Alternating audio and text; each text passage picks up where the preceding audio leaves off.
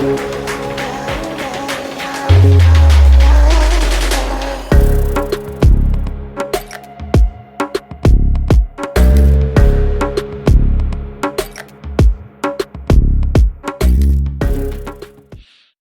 to another episode of the RDR podcast. We talk about all the nerdy shit you love or hate. We're your host. I'm Quintin. I'm Tim. And I'm Malik. Today we'll be talking about the funniest moments in wrestling.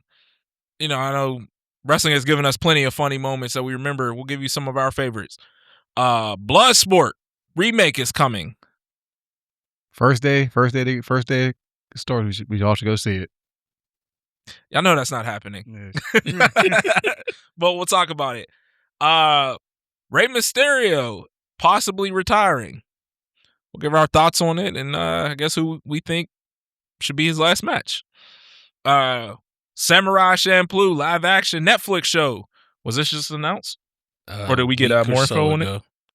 It was announced a week or so ago. Yeah, okay. So we'll give our thoughts on it. You know, I hope the music is as dope as the anime, right? Mm-hmm. We'll see. So MenaRD is making big moves in the FGC. Give our thoughts on that. Michael B. Jordan and Ryan Coogler win the Oscar. I know we got a lot to say about that. Everyone, the whole internet has had a lot to say about it. Yeah. The Troll of the Year, Afroman, wins his lawsuit against the police. If you've not kept up with this, we will talk about it. We'll talk about Officer Poundcake and Lick 'em Low Lisa. I don't know who that is. But, all right, I don't even know who that is. Okay, well, when we get to the lawsuit, we'll All get right. into it. And then we'll give our reaction to the new Spider-Man trailer. Spider-Man, what's this one called? Brand new day. Brand New Day. So we'll watch it. I've been trying not to watch it. Everybody's been talking about it. I'm like, I'm trying not to watch it. So Yeah. and as always, we have our nerd recommendations and trash takes. Let's get into it. Funniest moments in wrestling. Shit. This could be just like the worst wrestling gimmicks to where there's so many moments Oh yeah. that we know we're not going to name them all. So, you know. Definitely not getting them all.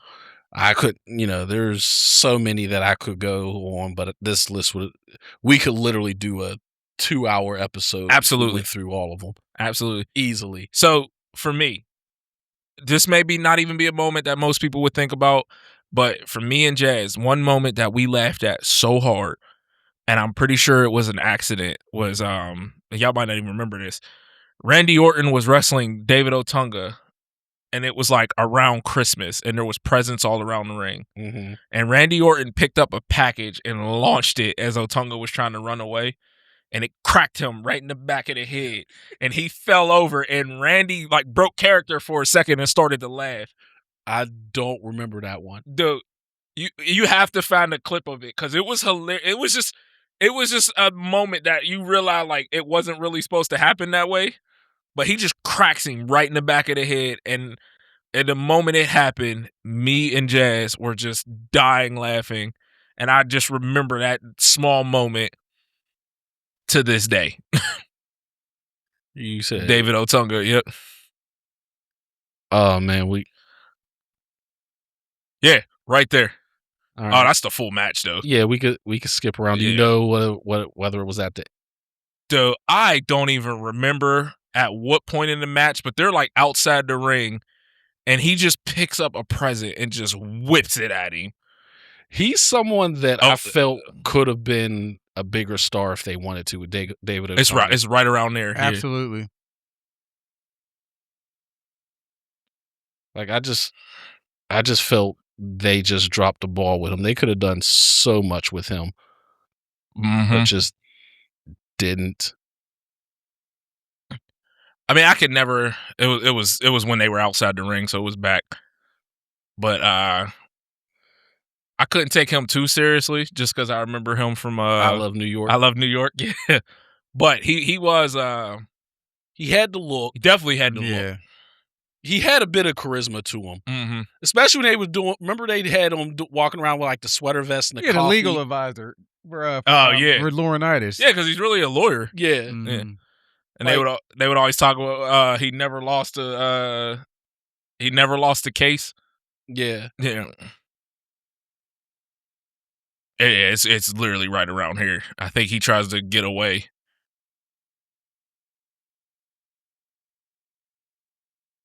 But he literally just whips a present at him and just knocks him over. And it was like the funniest thing.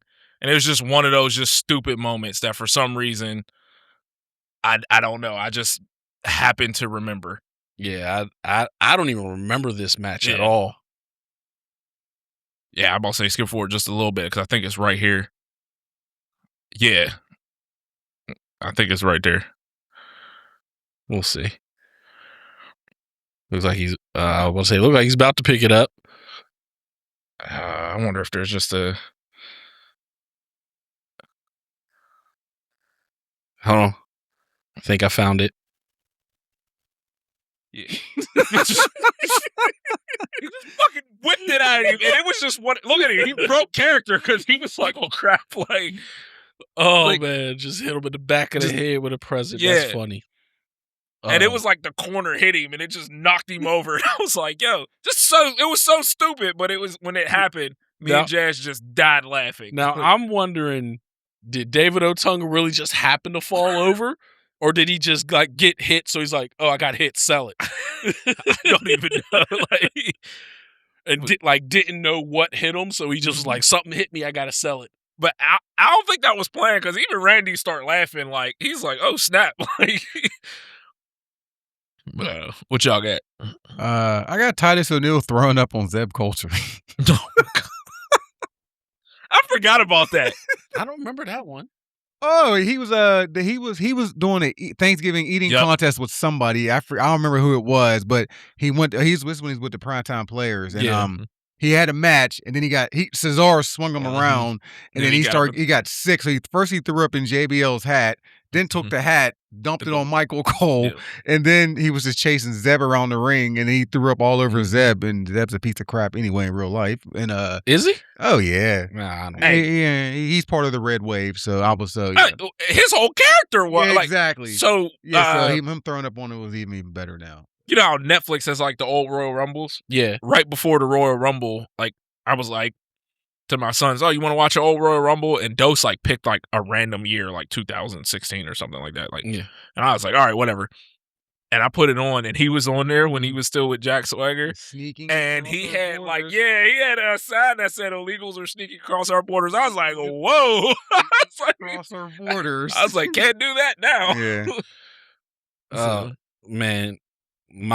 Since you brought him up, Titus O'Neil falling in that Royal Rumble, the little Royal Rumble thing that was happening over in Saudi Arabia. Yes. So the first time, and the reason I didn't put it on my list is because I was like, it was hilarious when it first happened. Yes. But then they tried to capitalize off of it, and they kept doing it, and then it was no longer funny. Yeah. But yes, the first time it happened, hilarious. Absolutely hilarious. He said he was so mad. He's like, I just hit the first person I saw when I got in the ring because I felt so embarrassed. He went under the ring too. Like he fell hard. You can't even script that. It just happened so perfectly. He fell hard. And then you just hear the commentators just start dying. You're like, did he just? I got R-Truth bringing the ladder to the Royal Rumble. That was a good one.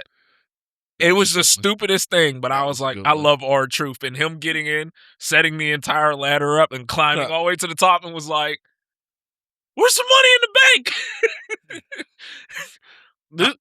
There's so many times. We could have a whole episode of just R-Truth. Oh, absolutely. Like, speaking of Royal Rumble, the one where he did the hot tag. That was great, too. That one was funny. And when he entered the women's Rumble, you're like, where are all the guys? Michael Cole was really mad about that because I think he took, like, Shotzi's place. Yeah. Was it Shotzi? And Michael Cole was like, "Yeah, this is who my pick is." And then, like, R-Truth comes out and, like, ruins it. Like, oh, he's funny. Yeah. But since we were on R-Truth, I got R-Truth when he declared for the Royal Rumble by threatening to throw Paul Heyman over the... I'm going to throw you over the top rope, Paul Heyman. And Brock Lesnar looked at him like, what? and started laughing. Like, there's a lot of stuff people could say about Brock, but when he wants to work with someone, he has no problem making them look good. Right. Yeah. It's just a matter of, does he want to work with that person? Because, like, after that one, he was like, I want to work with R-Truth because he's hilarious. You see what he just let Obafemi Yeah, do? Like, and they were saying, like, he was like, step on me. Yeah. That moment. Put your foot on me. That like, moment was big. Yeah. Like, so. Or like when he did with Drew McIntyre. Drew McIntyre attacked him. Pick up the title belt. Hold it up. Like, he's willing to do stuff for the people he wants to work with. But if it's someone he don't want to work with, he ain't gonna give a shit. Yeah, I'm sure. I just thought of another one, but go ahead, Tim. This one's I ain't put on my list of when Brian Kendrick was rapping against John Cena. Brian Kendrick? Yeah, when he was called Spanky. Spanky. I don't remember Brian Kendrick. Yeah, it was Brian Kendrick. I remember Kurt Angle. The Kurt Angle one, which I have on my list. Yeah. The Kurt Angle one. Yeah. No, he did the one with Brian Kendrick. And I remember the Big Show one. Can we get a clip of that? What? The Brian Kendrick? Yeah, I'll try to find that. I don't know.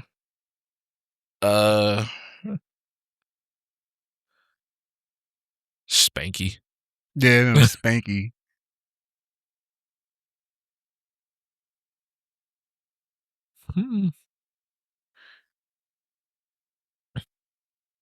Yep, that's it. Oh man. Is there an ad? Of course there's. Of course, there's always an ad. On YouTube. I'll never pay. I'll never pay for free ads or no ads at all. Never will.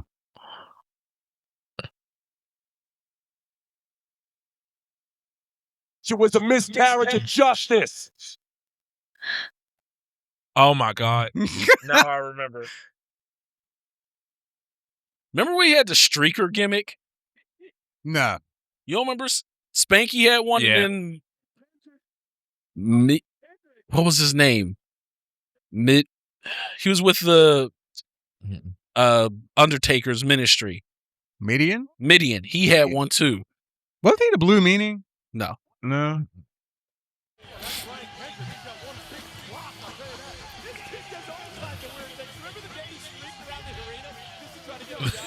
There you go. When he streaked around the arena. Yo, you coming out on my turf, dog. Yo, Cena, them shoes is trash. What does he got? Sniping dog, but you can call me a spanky. Oh my goodness! This. Go ahead, Spanky. Spanky dog. Just spank. Dog, the hell you want, Spanky? Well, Cena, I was in the back and I heard them live, so I came up with a rap of my own about back. Oh, chill. I see the goofy ass outfit and the clock. You came up with a rap? I came up with a rap, but I'm gonna need a beat, Cena. You got a rap and you need a beat. No. I'll take care of that. Hey, yo, white boy. White boy. Come here. Hey, white boy. John? Right. I This was like 25 years ago. Yeah, now. look how young Brian Kendrick looks. What? I mean,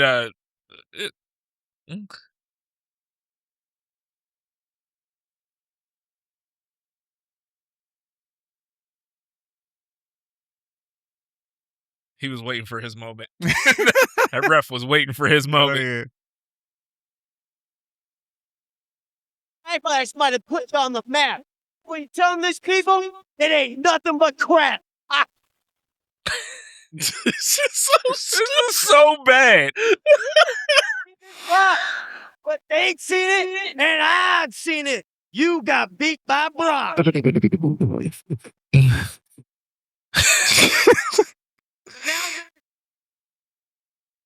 Need all my homies here to help me out. Somebody wave your hand. This is terrible. It is terrible. It's hilarious. This is absolutely terrible. Oh man, Kiss is so funny. Say, oh yeah, oh yeah, oh yeah, oh yeah. is so weird. What's going on? Whoa. When I say Cena, you say sucks. Cena. When I say Cena, you say sucks. Cena. This is how I expect Jack Harlow's new album to sound. That was absolutely terrible. That's a good one though, because that's awful. That is awful. This is a moment I forgot about, but I just want to mention it because I thought it was hilarious. When Miz and R-Truth beat up the cameraman in Hell in a Cell. It was awesome, Truth. Yeah. Oh. I don't remember that. So I want to say it was a John Cena match or something, but they just came out and like interrupted the match and beat up everyone.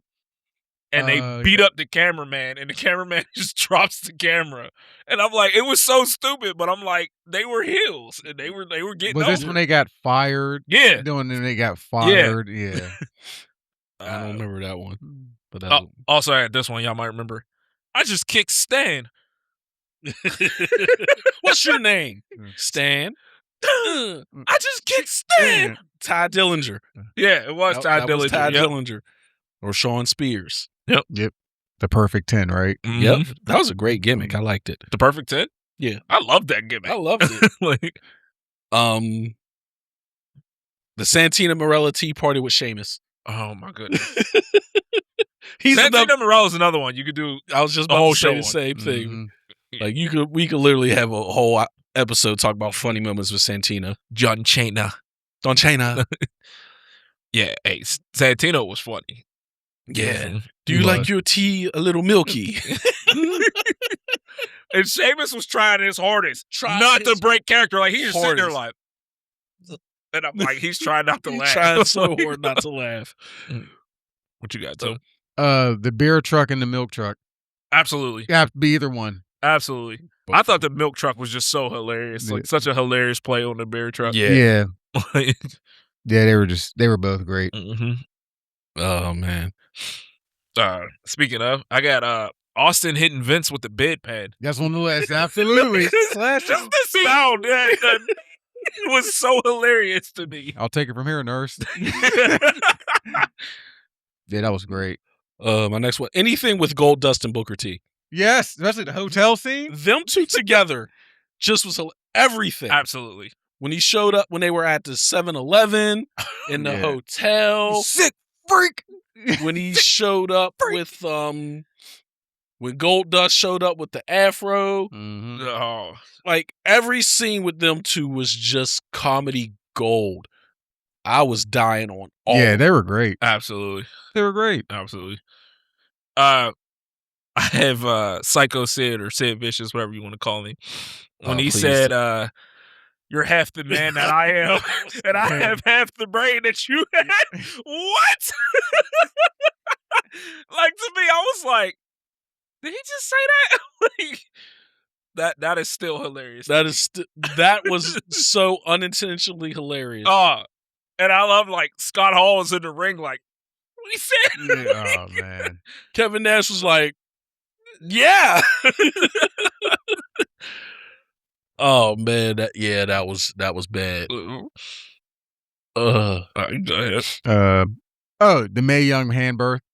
What the fuck? That was not funny at all. I thought I was like, I was a teenager, so of course I thought it was hilarious. Hey, I was too. I'm like, this is stupid. I don't care when they brought the hand back. That was and it was fully grown. That was hilarious. I'm like, come on, that bro. made me laugh. Like, but the initial one, I'm like, this is so stupid. Hey, her even being pregnant the whole time, I'm like, come on, what are we doing here?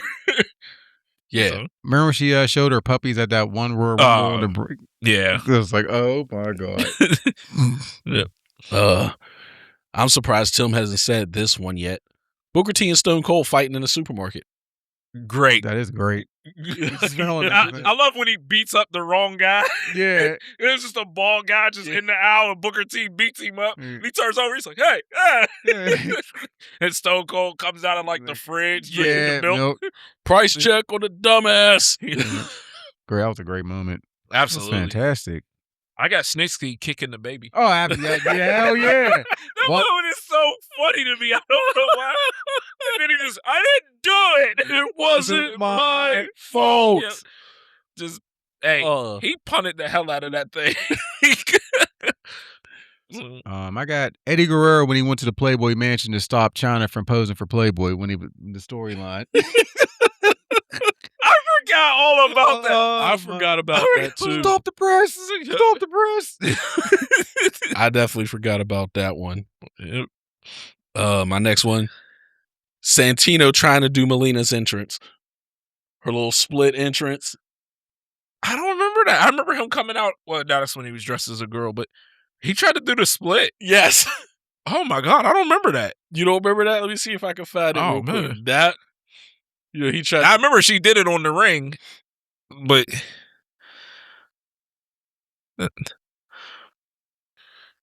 oh man, he's hilarious.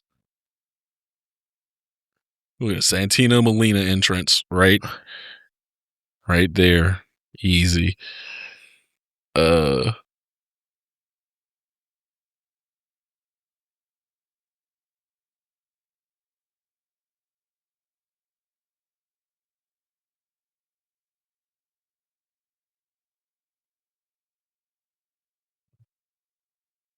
As a matter of fact, I'm going to show you. What? Oh, you got to be kidding me. I love that he won the Intercontinental title his first night. Yeah. In jeans is crazy. Yeah. Want to watch this again and again? Come on.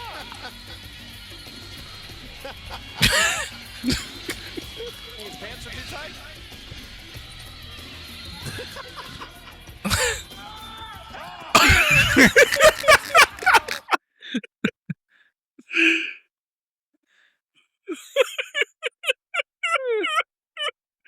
I think she might be laughing legit. That is fucking hilarious. Something wrong with him. Yeah. Oh man, Santino's so funny. Can we talk about how his Royal Rumble when he got knocked out in 3 seconds? I wasn't ready. I wasn't ready. Got right in and went right out. I have The Rock doing Billy Gunn's prayer. Damn it, that's on mine. Oh, you have that? Yeah. That? My name is Billy. Yeah. Hey, Bob, it's Billy. It doesn't matter what your name is. That The Rock was just so hilarious. Yeah, he was. Last one I got is just Mark Henry's sexual chocolate whole gimmick. Just I love sexual chocolate. When he went on a date I- with China and they were hitting on her and he beat up the guy, and of course obviously the Mae Young stuff and just I thought sexual chocolate was funny too. Yeah. Yep, absolutely. I got William Regal rapping. Oh goodness, I forgot about that one too. I forgot about that one. One did just pop up. Keep going. He was so entertaining. William Regal is underrated for his comedic ability. Mm-hmm. Absolutely. Everyone talks about his technical prowess, which, granted, it's warranted. Right. But people knock his ability to be funny. He was definitely entertaining as hell. Like, Tim, weren't we at the AEW when he got cursed by Danhausen and he was sitting there like, Yeah. falling over like, oh man, like William Regal is underratedly funny. Did y'all see the little backstage of Danhausen on 316? Going around and telling everyone he's a Cold Stone. No, Steve I seen a little bit of it. Oh, he's hilarious too. Danhausen's funny. Yeah, I was like, oh, I love that he's doing like a Michael Scott kind of gimmick. Like, it was funny. But my last one, I got The Rock and Jericho insulting Stephanie McMahon. Those are great. That was on my too. When they was going back and forth. That was funny, especially with the fake tits. Yeah. Oh, the Booker was like, she's all natural. And then he was caught looking at her. He was like, damn, girl. Like, that whole segment was funny. Was good. Yeah. My last one, the whole segment between The Rock and the Hurricane. Oh, those are great. Yeah. Yeah. The Hurricane sitting there like, you got a small ding-a-ling. And then he was sitting there, oh, so small. Is that what he was like? You talking about the people's strudel? Yeah. You know what you're talking about? Down, boy. Yeah. Hey, yeah. That was definitely funny. Oh, the last one I just came up with. And Damien Sandow did Vince McMahon. Damien Sandow, that Vince whole McMahon, the whole impersonating people Yeah. was funny, and even when he became the stunt double for the Miz, great. I was a fan of died. Damien Sandow. Yep. He's talking about when he was Mizdow. Yeah. I was a fan of him, and I thought him or Cody should have won the title when he threw the Money in the Bank in the river. Yeah. I was like, this is the perfect time to create two new superstars, and it was like, and nope. they dropped the ball. Of course they did. When he did the Vince walk and did the walk and step back, and I was like, yo. Savior of the masses. But that's all I got. Yeah, me too. Oh, man. I know. Leave in the comments. Tell us more that we need to discuss. Sure, we'll just need to see. Yeah. We all love to laugh. Contrary to Tim's belief, I do like to laugh. Bloodsport remake. I know nothing of this. So, Michaela Cole, who a lot of people haven't heard of, but I know of her. She was in Wakanda Forever. She was a NECA. Okay. So she was the one that was with, why is her name slipping my mind? The general. Yeah.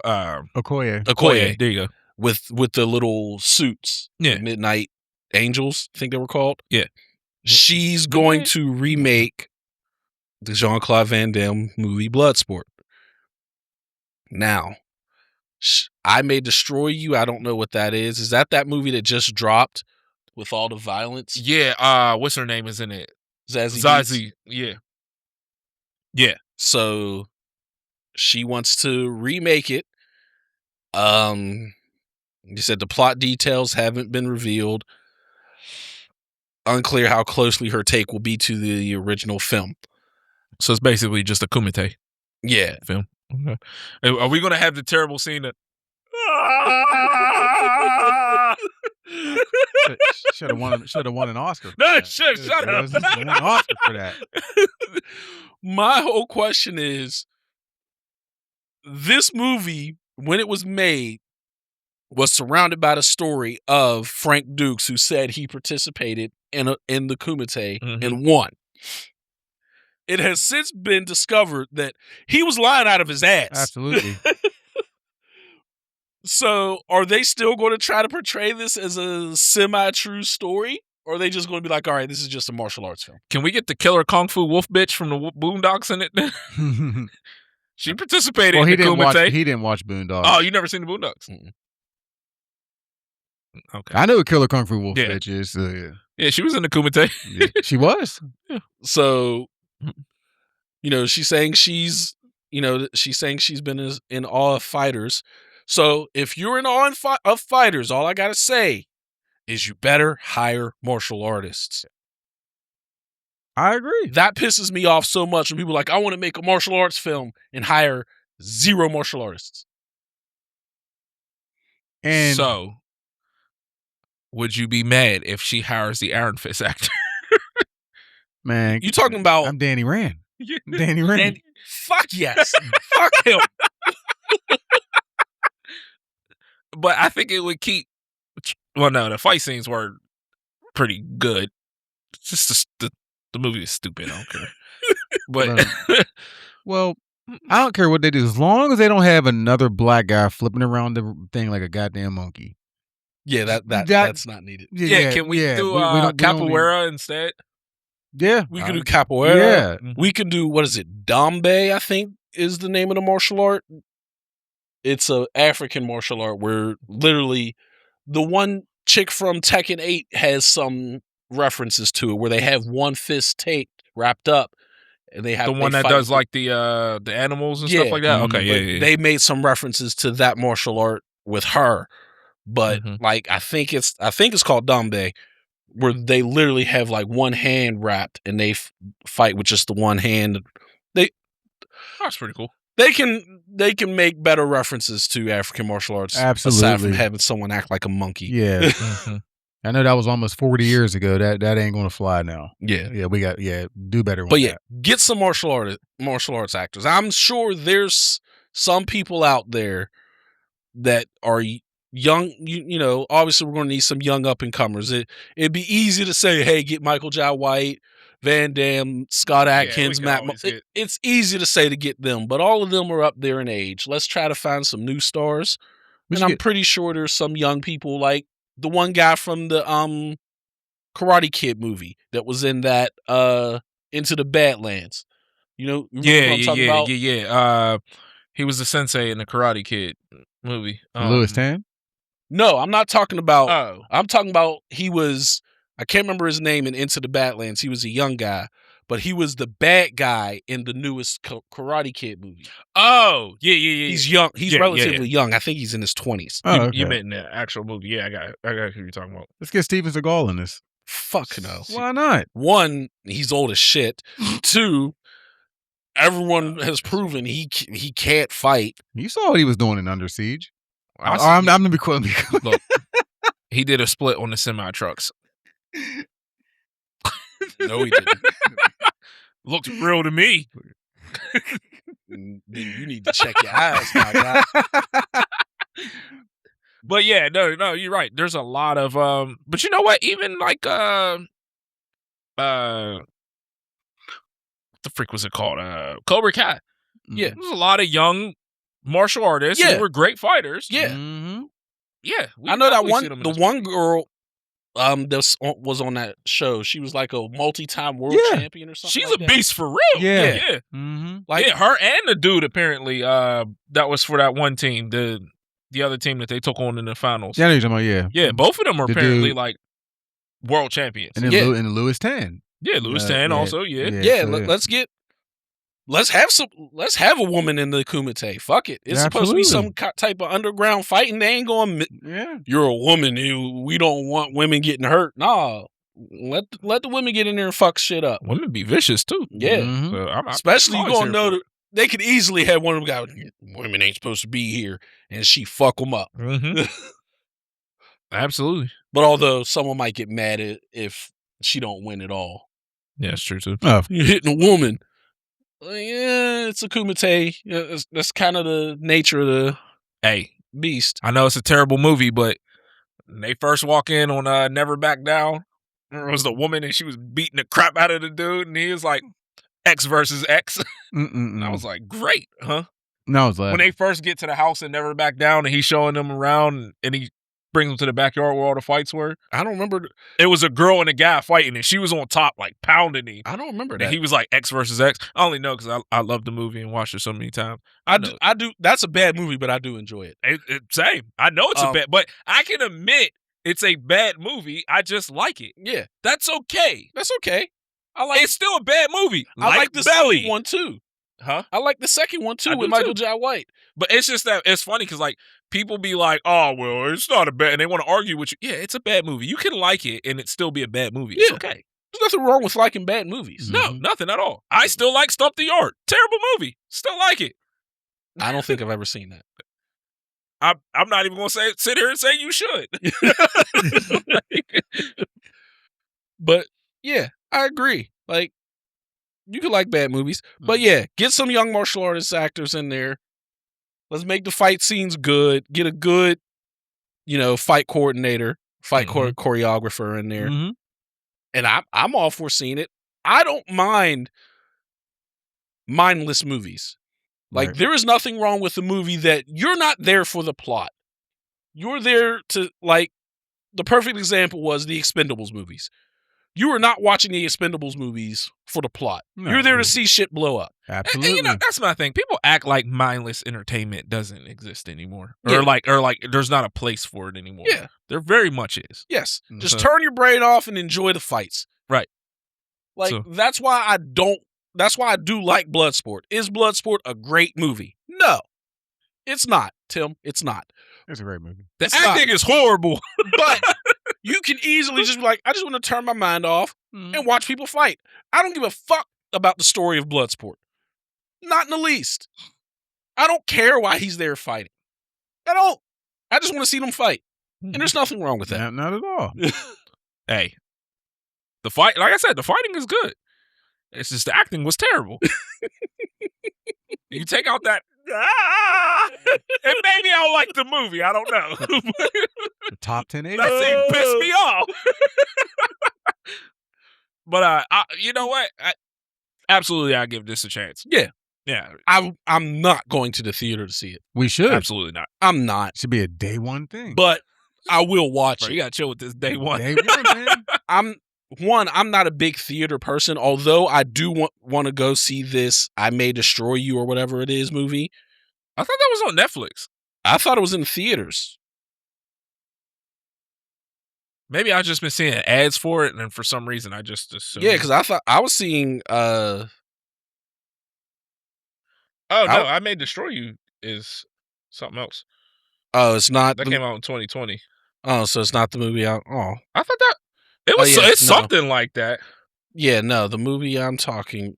So she didn't make. They Will Kill You. They Will Kill You. They Will Kill You. Okay, that's the movie. That's the movie I want to go. I do want to go see that. Someone's not gonna they're gonna watch that first part and be like, "That's not the name of the movie," and we already we come back and fix it. Yeah, well, but we both were thinking of the same. Yeah, movie, we were thinking of clearly. this. Yeah, but that's Domino, right? Yeah, that's Zazie Beetz. Yeah, Domino. But yeah, I actually wouldn't mind. Actually, I might see if the wife want to go see this like tomorrow. But yeah, I'm down for a new Bloodsport. I'm just saying, don't try to portray it as a true story. Everyone knows he was lying out of his fucking ass. Oh, Draco Malfoy is in this. Yeah, I just see it right here, Tom Felton. Nice. But yeah. Anything else on that, Tim? No. We need a cameo from Bola. Is he still alive? Yes. Okay. I wouldn't mind if he was like the trainer of someone. Yeah. That'd be great. It'd be great. I always like callbacks. I would love if he was still Chung Lee. Mm-hmm. If he was still the same character. Yeah. And he's now the trainer of somebody else. Mm. Keep the continuity going. Right. Yeah. No, that's all I got on it. Okay. Rey Mysterio has been announced that he could be possibly retiring this year at what was it, something in Italy? Clash of the Castle in Italy? Yeah. So, what are you guys' thoughts on this? So, if that is true, they're saying, he hadn't fractured it, couple fractures in his ribs, which sucks. Mm-hmm.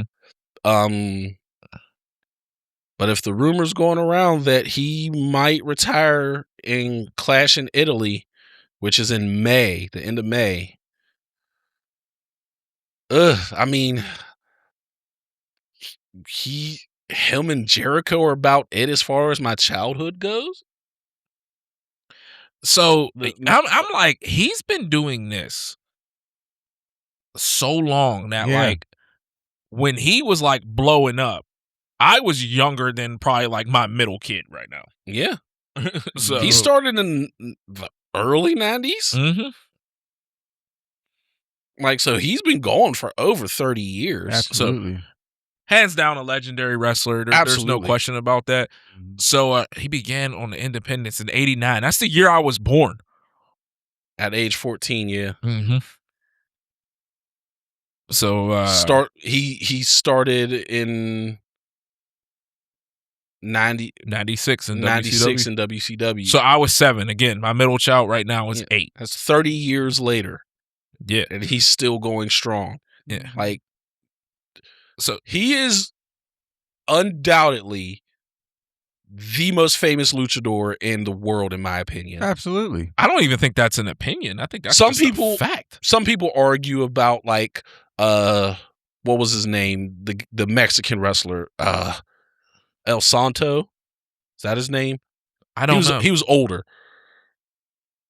Like, he was in movies and stuff. Like, he was but even aside from that, he's definitely the biggest one in American history. Absolutely. Yeah. Probably the biggest baby face. But I'm just saying, in history. Worldwide, it has to be Rey Mysterio, right? I would assume so, but Like, I feel like if you've ever, even if you don't watch wrestling, you know who Rey Mysterio is. Yeah, absolutely. I only know the 619 area code because of him. Yeah. Right. You know what I mean? So, like I said, obviously, legendary career and everything. My question, and, you know, can't take nothing away from his historic career. Mm-hmm. We know more than likely WWE is doing this whole Gunther's the final thing. Yeah. Who do y'all think his last opponent should be? His son. His son. Okay. And his son should actually get over this I time? feel that it should be a hair versus mask match. Mm. And I think, because we've seen that plenty of times in WWE, and I think Dom winning and unmasking him into retirement would be him passing the torch to his son. And then I think Dom should just come out wearing the mask for a few weeks. And that would make him the biggest heel in all of wrestling. Exactly. Mm-hmm. Like, exactly. Because of how beloved Rey Mysterio is, like, people already hate Dominic. Yeah. That's how good he is. Mm-hmm. But this would just take it to a whole nother level. Right. That's what I'm saying. Like, for us, you're taking away our childhood hero. Yep. Mm-hmm. And I'm like, he passes the torch to his son. Yes. And now his son is no longer that mid-carder. Right. He's now the biggest heel in the company. Yes. At that point. He should immediately ride that to a world title win. Or at least Money in the Bank. At least. But I would prefer world title win. I would too. Immediately after. I would too, that. but I'm saying if they just be like, Money in the Bank, and then he cashes in at any time. Right. Yeah. Then, you know what I mean? But it 100% should get him to that next level. Like, Clash in Italy is May 31st. May 31st. And they're saying the next one, SummerSlam? That don't make sense. That's August. Yeah. You completely skip. They skipping months. But isn't Money in the Bank before Yeah, it's usually like by June or July or something like I that. thought Money in the Bank's before SummerSlam, normally, isn't it? I don't know. When is Money in the Bank this year? September. Oh, it's in September. Dang. Hey, that's after SummerSlam. SummerSlam, yeah. I don't know why. I thought it was. Usually, I thought it was before WrestleMania. No, that was always No. Elimination Chamber. Yeah. But like, if Clash in Italy is the last one, literally, they have nothing between May 31st and August 1st. They literally have nothing. Yeah. Well, all right. That's new. Yeah, it is. Like nothing in June or July. That's wild to me. But anyway. Okay. Yeah. Last year, Money in the Bank was in June. Yeah. Okay. I'm about to say it. So I don't want them to wait till SummerSlam. That's a long. Mm-hmm. The year before it was in July. Okay. Yeah. So yeah, it usually was before SummerSlam. So I would say if they're not going to have a pay-per-view in June, I would say have him win it on like a Raw or something. Like, I want them to capitalize it while it's still hot. Right. SummerSlam is too long for me. Yeah. Mm-hmm. Like, if Money in the Bank was still in June, I would 100% be okay with him winning Money in the Bank and that same night cashing in and winning. Mm-hmm. Yeah. Well, I was thinking kind of like, because remember last year, Naomi won Money in the Bank and then cashed in at SummerSlam.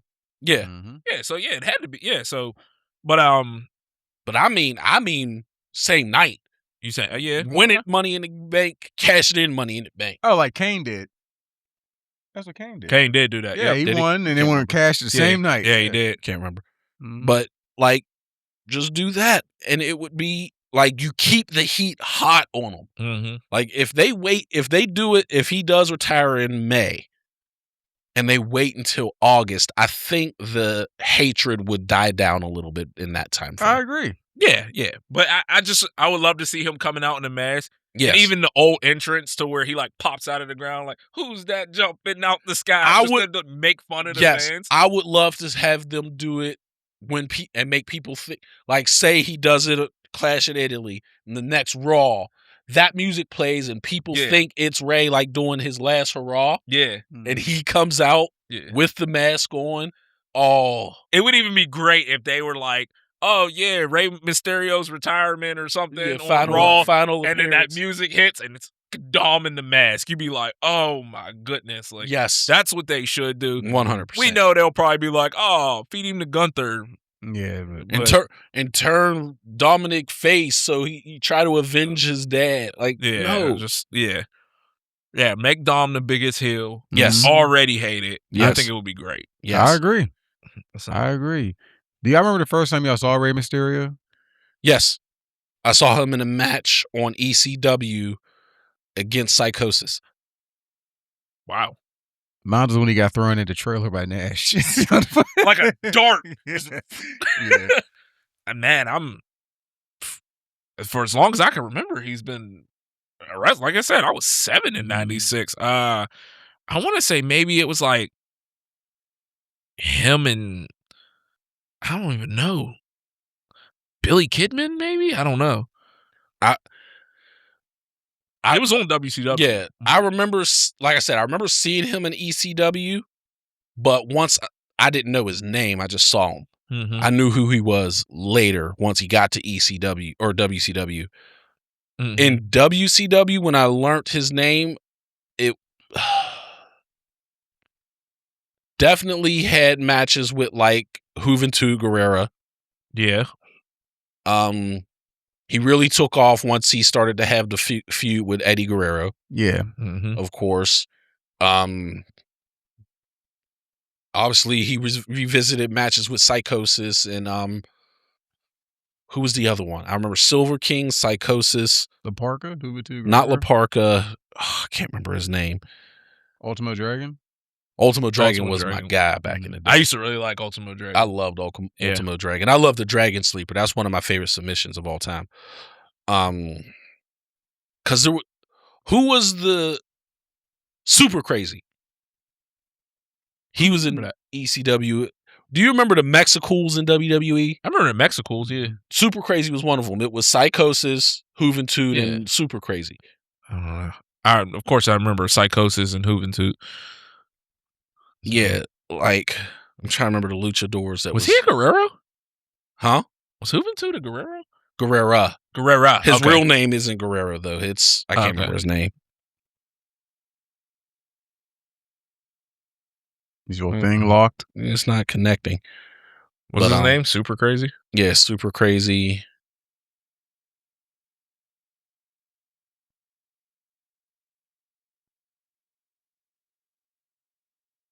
But trying to remember here we go. Luchadors in WCW. Vaguely looks familiar, but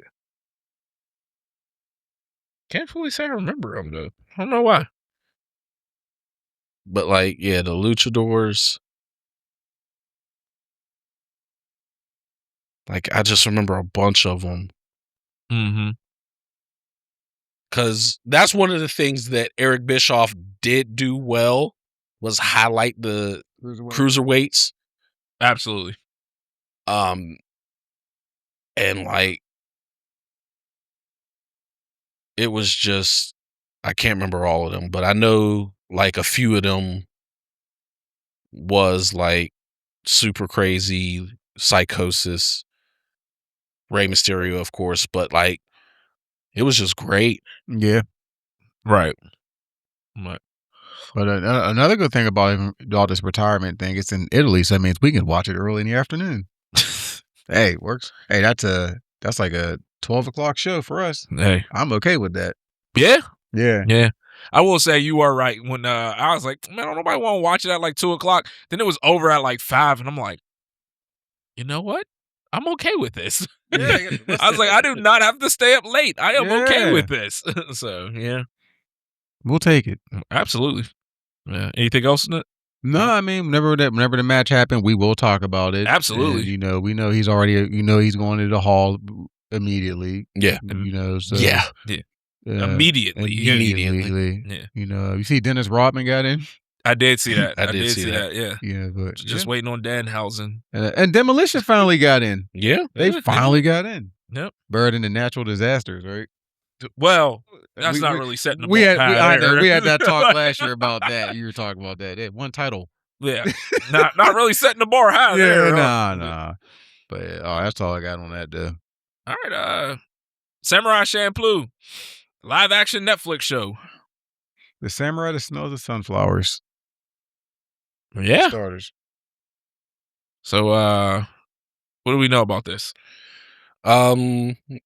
What we do know is it's being created by the creators of One Piece, of the One Piece live action. Mm-hmm. Okay. So that's already a plus. Yeah. Well, I enjoyed the One Piece. Oh, I love the One Piece live action. I love it. But the reason it's so great is because Oda got his hand in it. Yes. I don't know if you've seen the concept of what they wanted to do with Chopper, but it would have ruined this last season. And that's like, Oda was like, no, make him a plush looking toy. And they're like, well, they wanted to do like a realistic Chopper. It would have been horrible. So, I mean, I'm not, obviously they made an amazing show. I've loved both seasons of the One Piece one, but I'm just saying, you know, the creator sometimes has to keep their hands in this so that they don't change too much. Absolutely. Yeah, keep them under control. Absolutely. But yeah, they're saying Shinichiro Watanabe is being tied to it. Well, that's a good thing. So he directed Samurai Champloo, so that's all. That's a plus. He is involved. Tomorrow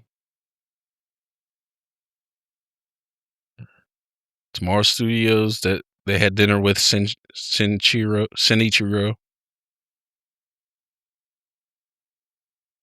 Now, obviously, someone else is going to have to do the music because the person that did the music for Samurai Champloo passed away about 16, 17 years ago. So I know they're going to have someone else do it, obviously. So, but this is what they wanted to do. Yeah, I heard they did want to make him look a little more realistic. Oh yeah, that looks terrible. That's why there's like Oda was like, no. Yeah. I'm like, thank you. But yeah, no, the One Piece is great. And you know, Samurai Champloo is definitely something I feel definitely could work live action. Yeah. Yeah, absolutely. Absolutely. Yeah. And one of the things they said here is like the necessity of involving Watanabe as one of the lessons Clements and fellow producer Marty Adelstein took from the live action Cowboy Bebop. Like, yeah, you fucked up Cowboy Bebop. Right. You know, I never actually watched that. But it says but a live action Cowboy Scroll back up real quick. And it says One Piece, on the other hand, has maintained high visibility with Ichiro Oda. Involvement. With his involvement. Yeah. Yep. You keep him. Yeah. The camera's right in the thing, so I can only read that. Gotcha, I got you. Yeah, I didn't see involvement. But like you said, whenever the creator is actually involved, you know, because like when Hollywood stuff get their hands on something, they try to change it. Like Walking Dead, you know, they did a lot of the events right, but they switched out so many people into certain stuff to happen. I know they had to change some stuff around and end it, you know, like the whole governor stuff. I got that. They couldn't put that on AMC, but you know, just you know, they just like to switch things around, and it messes the whole thing up. Look how they took liberties with Game of Thrones at the end. You know, so I hate when, because the reason for it is I think a lot of these Hollywood writers and directors think they are better than an anime or a mangaka writer. Like, oh, I went to film school, so I know how this should be done. Yeah, if you're making something original with your vision, sure, maybe. But when you're taking someone else's vision and adapting it, you need to keep the original writer's vision intact. Exactly. Yeah. This is why a while ago I said you can take liberties with like comics because there's so many adaptions of those characters. You cannot do that with anime where there's only one version. Yeah. If you change the slightest thing about a character, you change the character. yes and no. You can change some things, but if it is something that is integral to their character, no, you should not be changing that. But that's like we spoke previously about the whole Avatar thing, and you said, oh, they took away Sokka being misogynistic at first. Yeah. That was integral to his character development. Removing that hurt it. But there's other instances where people can change certain things and take some liberties where it wouldn't matter, as long as you're not changing what's core to their character. That's what I'm saying. But with superheroes, like I said, there's so many different versions of them. You could just be like, oh, let's just do this or make him do that. And it's like, well, this version would have done that or this version would have done that.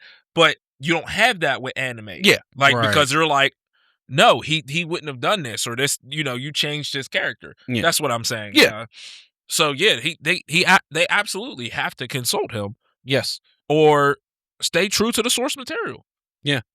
You got to do one or the other. Either, hey, we want to change this to this. Do you think this fits? If he says yes, then we can't blame you if it goes wrong. Exactly. We asked, he said cool. Just like all the people complaining about One Piece. Oh man, why'd you make this character black? Oda chose them. Right. Therefore, shut up.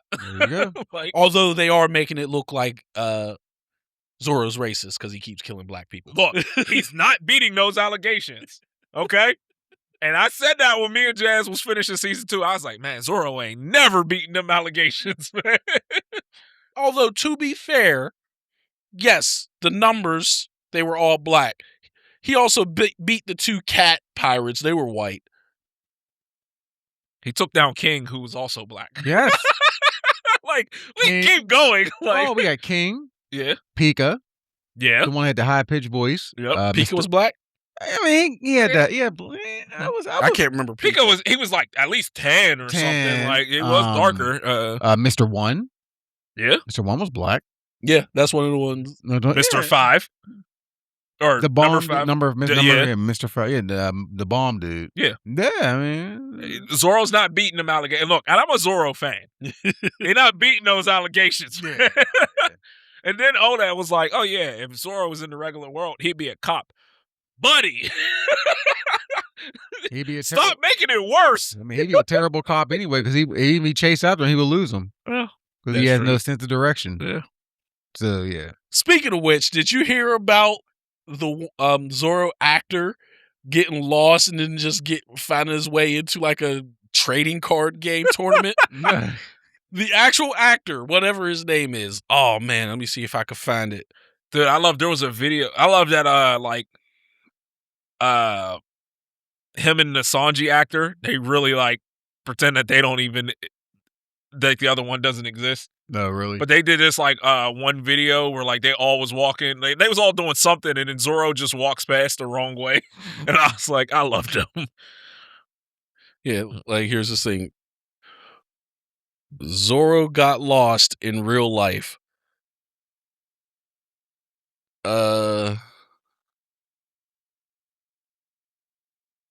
this ain't the article, but there was an article that popped up that like he got lost and found at a trading card game tournament. That's actually funny. They did change some things in the live action that I'm like, people really have to. If you watch the live action, don't think you fully know One Piece. Darren. Basically, like Darren. The live action is great, and I really enjoy the live action, but they did change a lot. Like for some reason in the live action, Broggy wins the fight. At Little Garden. Yeah. But in the anime, Dory won. Yeah. So I was like, oh, that was a little weird, but they changed some of the stuff, and then like they caught Dory in his like house, Mr. 3 did, and turned him into a full wax figure instead of him laying by the cake. Yeah. And being like, taken down when the rest of them did. So I mean, it's little stuff they change. It's no big deal, but I'm just saying it's not. You don't get the full story of One Piece like you do from the animation. You know what's speaking of Mr. 3 and Mr. 3 and Mr. 2, I hated them when they first like showed them. Hold on, time out. I hated them, but they How did. do you hate Mr. 2? I mean, you ain't let me finish yet because they were terrible in the beginning. Oh, but then we will not have any Bon Clay slander. He was terrible. We will not have any Bon Clay slander.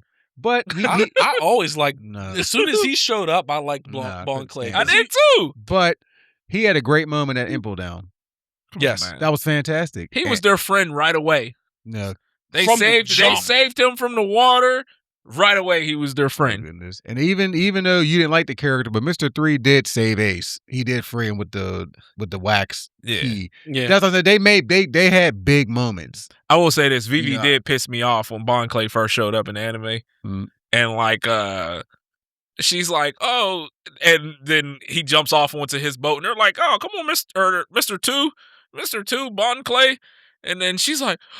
And they're all like, holy crap, that was Mr. 2. And then she's like, I never seen what he looks like. I just knew that he was a ballerina who wore a swan outfit. And they're like,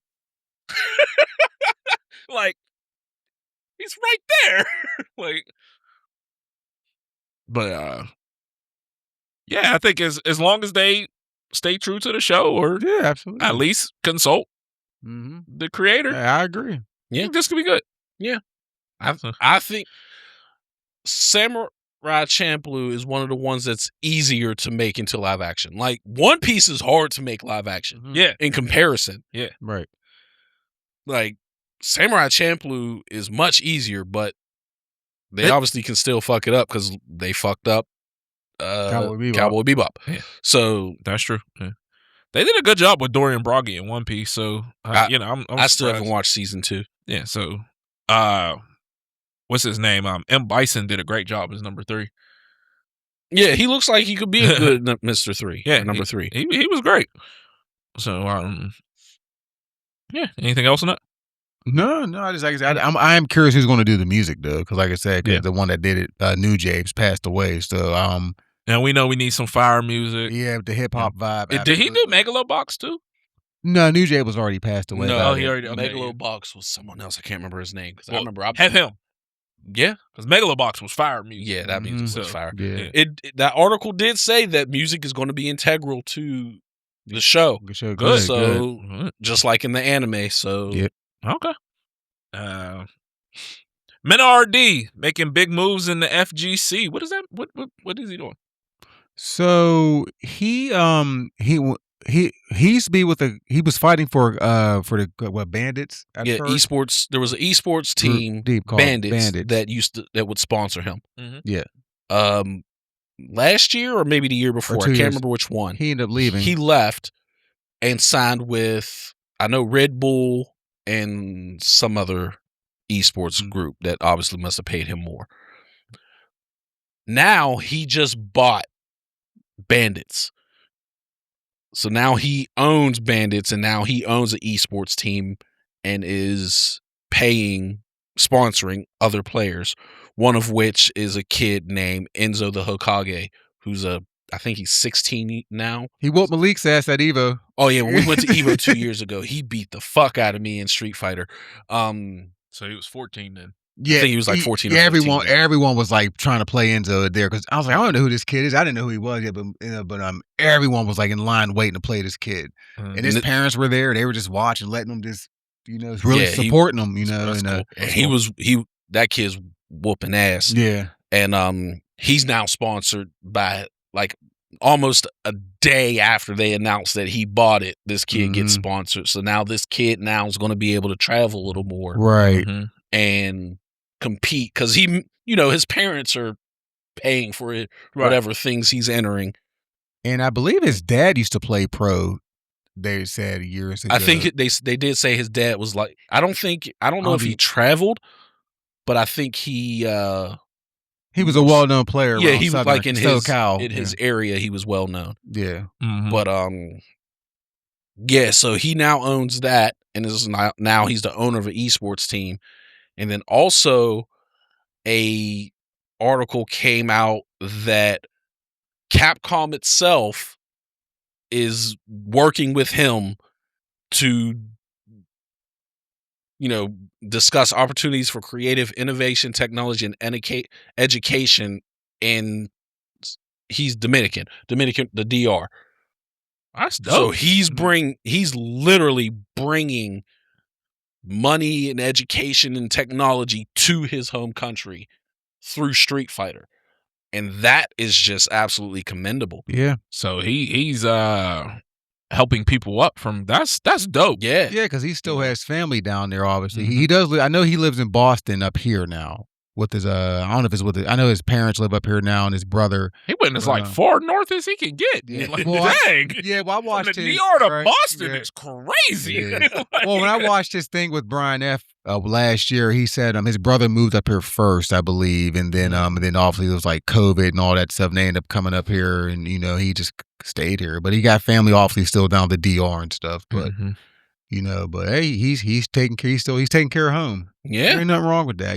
This. No, that's dope. That's dope. You know what I mean? This is dope because right now Capcom is on everyone's shit list, which is rightfully so. But this is really cool what Mena's doing with Capcom. So hopefully he can actually get Capcom to stop doing stupid shit by having paywalls and stuff. Yeah. We'll see how that happens. But yeah, I'm just saying, that's dope to see like a pro player actually go to the next level doing something like this. Yeah.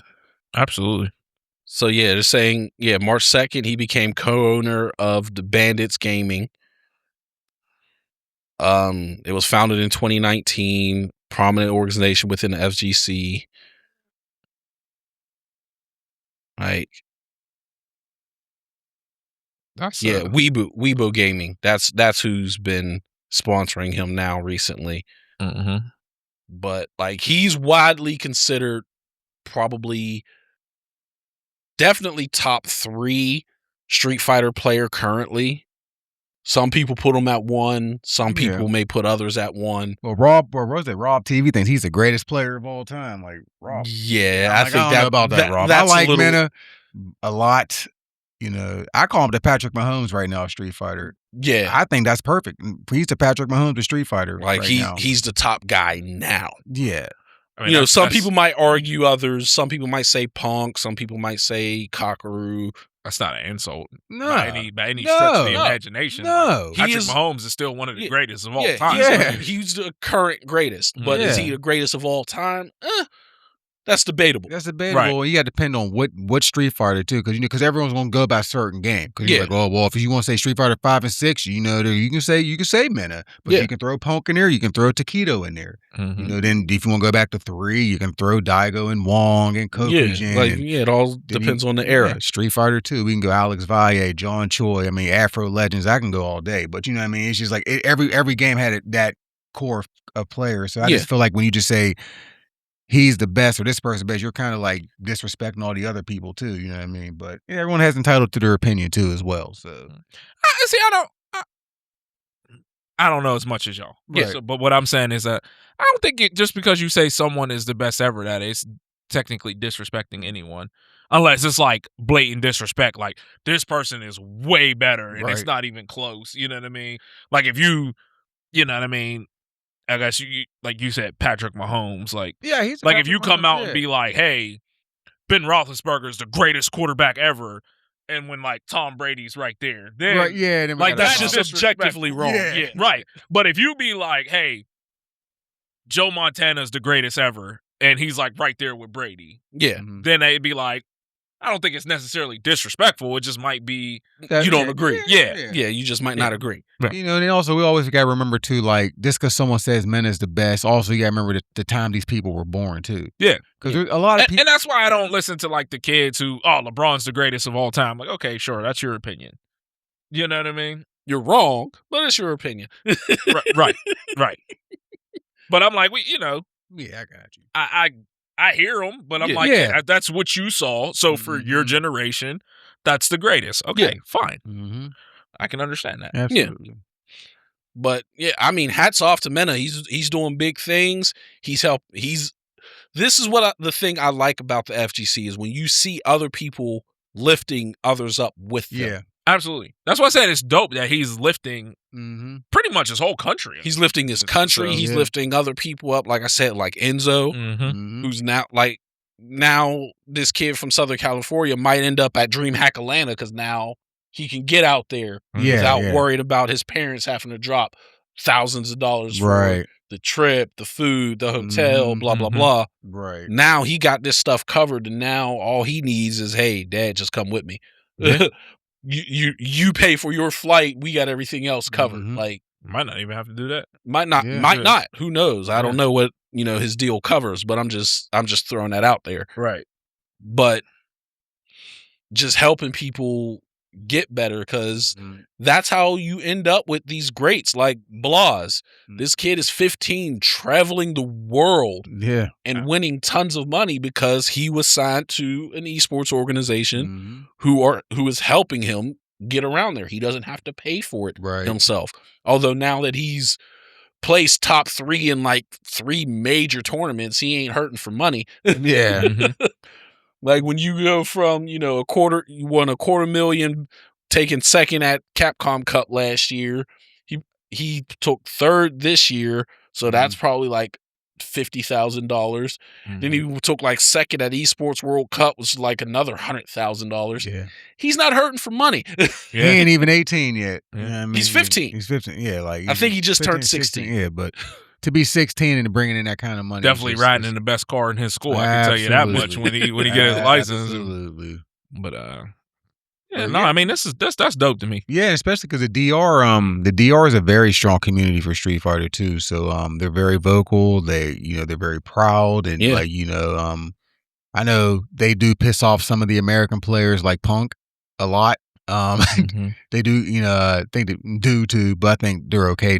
Knuckle Dude's okay now, but I know they're very vocal online. They love to talk. Yeah, they do. But this is great. Yeah, I hope more players do this. Yeah, like I would love to see other people. Like I think someone like Punk could do this.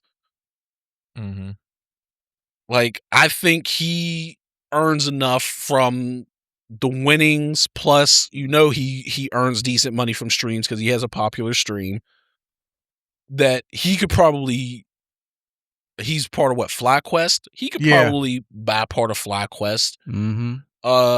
If he wanted to start, he's from Philly, if he wanted to start his own tournament in the Philly area, I think he could bring people in. Oh yeah, for sure.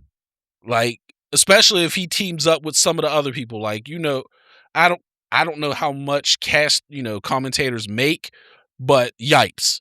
If him and Yipes teamed up to make a tournament. Yeah, and the thing is, like, as well, Yipes lives in New York. Yeah, Yipes is from New York City. And Punk's from Philly. I think Punk still lives in Philly, so it's like a 2-hour drive, if that. A few hours, if that. Nothing. Yeah. Like, I would love to see more people start. Absolutely. Reinvesting and trying to bring more up. And we've already said there should be a, PA area type tournament. Like Chicago's cool, but Ohio, PA, New York, Baltimore, DC area, there should be something like around that area, a major tournament in this area. I agree. Yeah, that's all I got on the Mena thing though, but just keep up the great work and keep doing your thing. Okay. Great stuff. All right. Michael B. Jordan and Ryan Coogler won the Oscars for Sinners. This was so dope to see. Absolutely. Yes, it was. I did not care about the Oscars. I don't care about any award show, but I think Jazz watched a video of Michael B. Jordan accepting it like 30 times. I think I watched it like 4 or 5 times. This was such a dope moment, and it was well deserved. Yes. Absolutely. And all the, just let me say this. If you put me in a room with all the bad people you can think of, and you gave me 3 you know. I'm popping Jason Whitelock all 3 times. I don't care who else is in that room. I don't care who else is in that room. Anybody else can be in that room. I don't care. I'm popping him 3 times. Did y'all see what he said about it? Nope. No. I try to ignore him every chance I get. I pay zero attention to that man. I don't understand why he just doesn't swanton bomb off the closest bridge and do the world a favor. But back to this was so dope. This was well deserved. Mm-hmm. And all the people hating are either like him or special. Mm-hmm. But there's no way. And I've seen Sinners a few times. I don't know if y'all have seen it multiple times. I own it. I got You own bought it? it on Okay. Blu-ray. Exactly. I've seen it twice. I got it on Blu-ray. He played 2 roles in this movie, and it didn't feel like the same person. Exactly. He absolutely deserved this. Yes. He absolutely deserved it. I don't care about any other movie. I don't care what anyone else did. He absolutely deserved this. Absolutely. Y'all gave one to Leo for crawling on the ground for 90% of the movie after getting attacked by a bear, but y'all saying he doesn't deserve this for playing 2 roles that felt completely different? That's crazy to me. You know what I like about him winning this role too? He didn't have to play a dirty cop. He didn't have to take his shirt off like Halle Berry did for Monsters Ball. And because I always felt like, when blacks got the Oscars, they had to do something degrading. You know what I mean? I think that was ridiculous. Halle Berry had to take her shirt off to get that. And I still think she did a great role in that movie. But I will say, I will say, Training Day is a dope movie. It was great. Come on, man. Oh, no, it is. But it's just the fact that he had to play a crooked cop to get that when he could have won something way before then. I get it. That bothered me. But the level of actor Denzel warrants an Oscar before Training Day ever came around. Did John Q come first? I think John Q was after. He should have won one for that. 100%. I'm not even a parent. I would have did that for my kid. That movie had me almost in tears. I'm not even a parent, and I would have done that.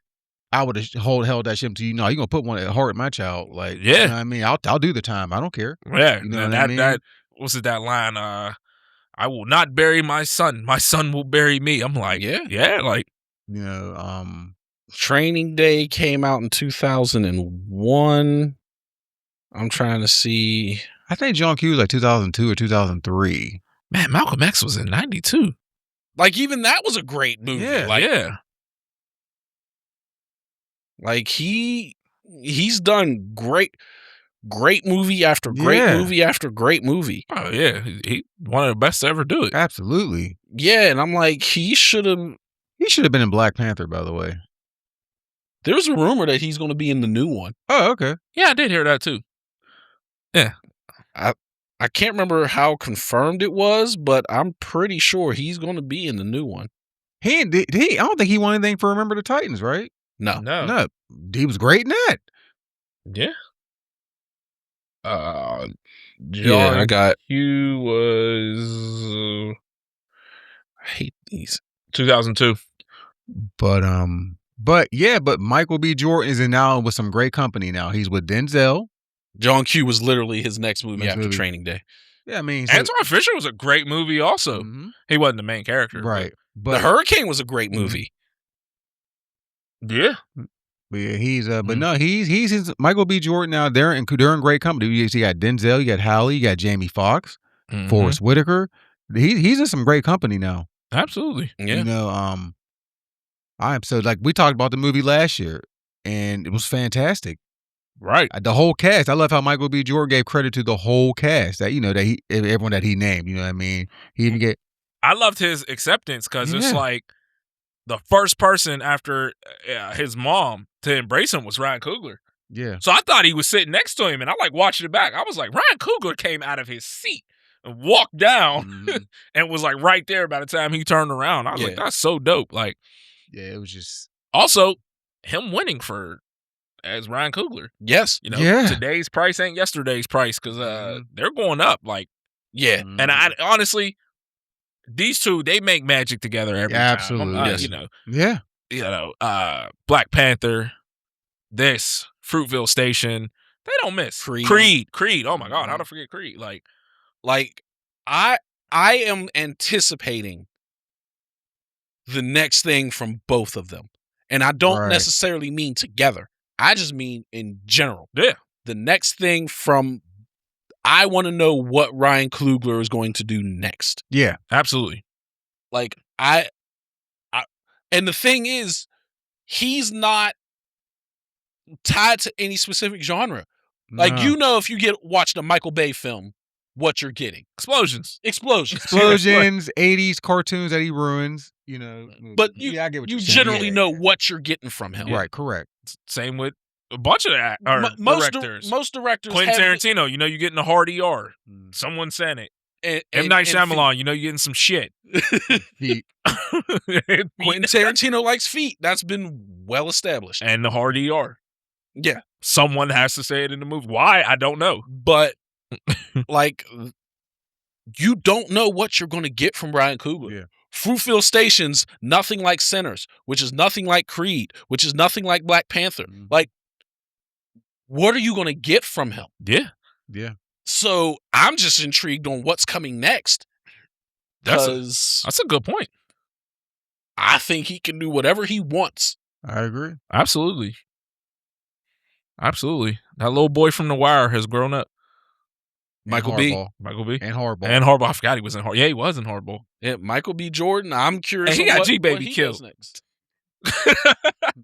I'm curious on what's next for him too, because absolutely, he's done a bunch of stuff that's variances in performances. He doesn't stick to a certain lane. Absolutely. Yeah. This was such a dope moment. This is great. You know what I mean? Like I said, I was super happy when I heard it, and I think it's great. But yeah, I'm looking up right now if there's like anything that is confirmed that's coming up. Upcoming for Michael B. Jordan. Miami Vice? I wouldn't mind that. Rainbow Six. I Am Legend 2? Man, they better do it right this time. Creed 4. They're doing a Thomas Crown Affair remake. Huh. I did hear about Miami Vice. I didn't know Michael B. Jordan was tied to it. Is it going to be set in the 80s? Or is they going to try to bring it to the modern times? Are they going to do I Am Legend right this time? Or is it going to be the crap we got last time? Where you don't even know they're vampires. You think they're zombies. Austin Butler. I don't know who he is. No clue. But he's supposed to be... he played Elvis. Once Upon a Time in Hollywood. I never seen any of those movies, but he was in Dune. Arrow. Adrian Chase. That's Adrian Chase? Which one was Chase in Arrow? He was I'm trying to, because I'm pretty sure that's the same. No, Adrian Chase was Prometheus. So who's Chase? I don't know. So I must be wrong. Yeah, no. Because Adrian Chase was Prometheus. Yeah. So I don't know who Chase is in Arrow. But whatever. I wouldn't mind Miami Vice movie, especially. I didn't really watch Miami Vice. I know it was a cop movie, but was it funny or was it more of a serious one? Yeah. Tim, do you know? Because I know Quentin, that was kind of before you were even born. No, was that the one with Jamie Foxx? No. They might have made one with Jamie Foxx, but there was a show. Yeah, back in the 80s. In the 80s. Yeah, with Lance Vance. Lance Vance. The guy that does Lance's voice was in it, the black dude. Yeah. But no, I never watched it. But I know they came out with that Jamie Foxx one back in like the 2000s. I don't know if it was good or not. I have no idea. But I never watched Miami Vice. Okay, but I can't remember if it was. So that's something that he's doing.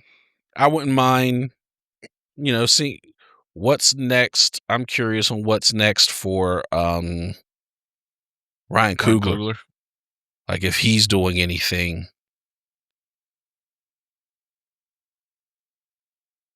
I think Sinners deserved everything he got. Absolutely. Yes. Like the movie was phenomenal. The music guy won. Didn't he win an Oscar as well? I don't know. I believe so. Ludwig or whatever his name is. Mm-hmm.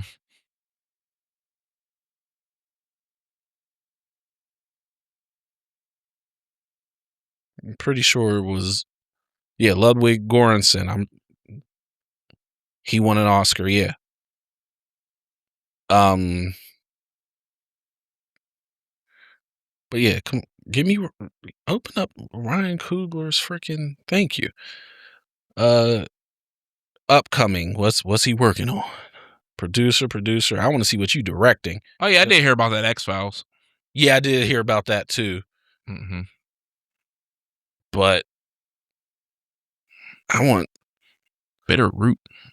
I want writing. Oh, here we go. Writer. X-Files. Oh, he's back. He's going to be part of writing for Black Panther 3. That's good. Sweet. Nice.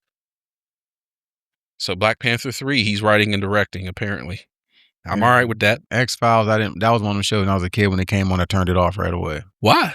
Oh, this wasn't in my type of show. It was in that same category with MASH, Laverne and Shirley. No. Maybe as far as you don't like it. Yeah. They're definitely not in the same category as theme. No, but as soon as I heard them songs, you just turned it off? Turned it off. Okay. Man, as soon as I heard MASH, I was like, it's time to go to bed. Yeah, exactly. It's time to go to bed. I was talking about this with my wife. Can you imagine, Quintin, you should do this. Tell your kids that when we were little, TV just went off. Oh, TV we just did. ended. That was actually before us. That was before me. That was before us. But I didn't hear that. It did when we was little. No, that was before us.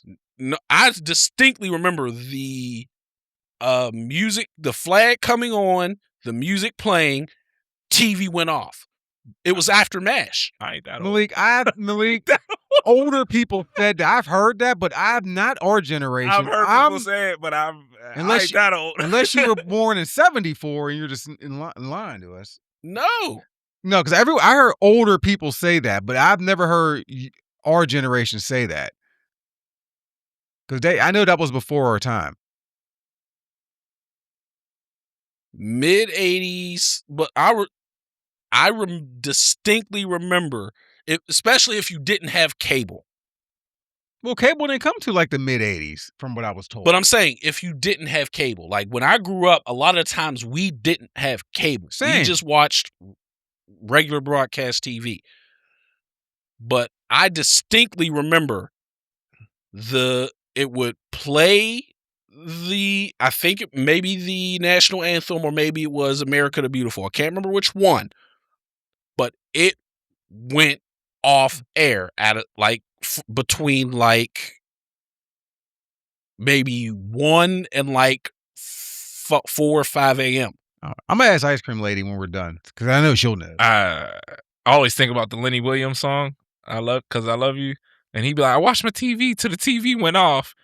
And I remember I was listening to it one day, and Mara was like, what are they talking about? And I was like, apparently the TV used to go off. And I remember we asked our parents, and it was like, yeah, it was like it would play the national anthem, and then it would just go black. And I was like, that sounds awful. I've heard it from a lot of the older generation. They do talk about that. That's why I'm just shocked that he remembers that. It says until the 80s. Yeah. Mm-hmm. I distinctly remember it, but I can't I don't know the times or anything like that. What's your mother-in-law when this is over? It was after midnight. It was after midnight. Yep.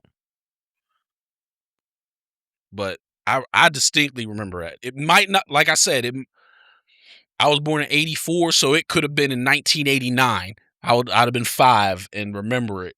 Mm-hmm. But I distinctly remember that.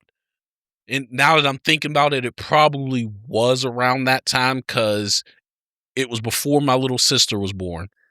She was born in 90. Because this was when we were living in a certain house, and it was before she was born. Okay.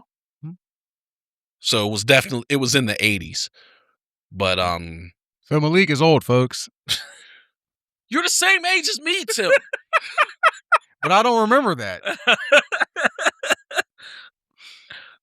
So, yeah, anything else? No, I mean, congrats to them. Yeah, absolutely. Well deserved. Yeah, and they're making our generation look great. Absolutely. Because they were millennials, so millennial gang. Absolutely. Absolutely. Absolutely. Did you know Ryan Coogler was a wide receiver at Sacramento State? Yes, I do. That's dope. One of the kids I coach is out there now. Oh. I told him. What's funny is he went out there and he's like, man, the women out here, the girls out here are fine. I'm like, you in California, man. That's a whole different breed. Katy Perry made a whole song about it. And then apparently he started trying to talk to one of the girls, I think, on the soccer team. Mm-hmm. And the head coach at the high school I used to coach at was sitting there like, you might want to stop talking to her. That's Troy Palo. I think it was Troy Polamalu's niece or cousin. And I think it was like, you remember the player Chris Fumatumala? I think they said it was his daughter or something like that. Like, they gonna end up killing you.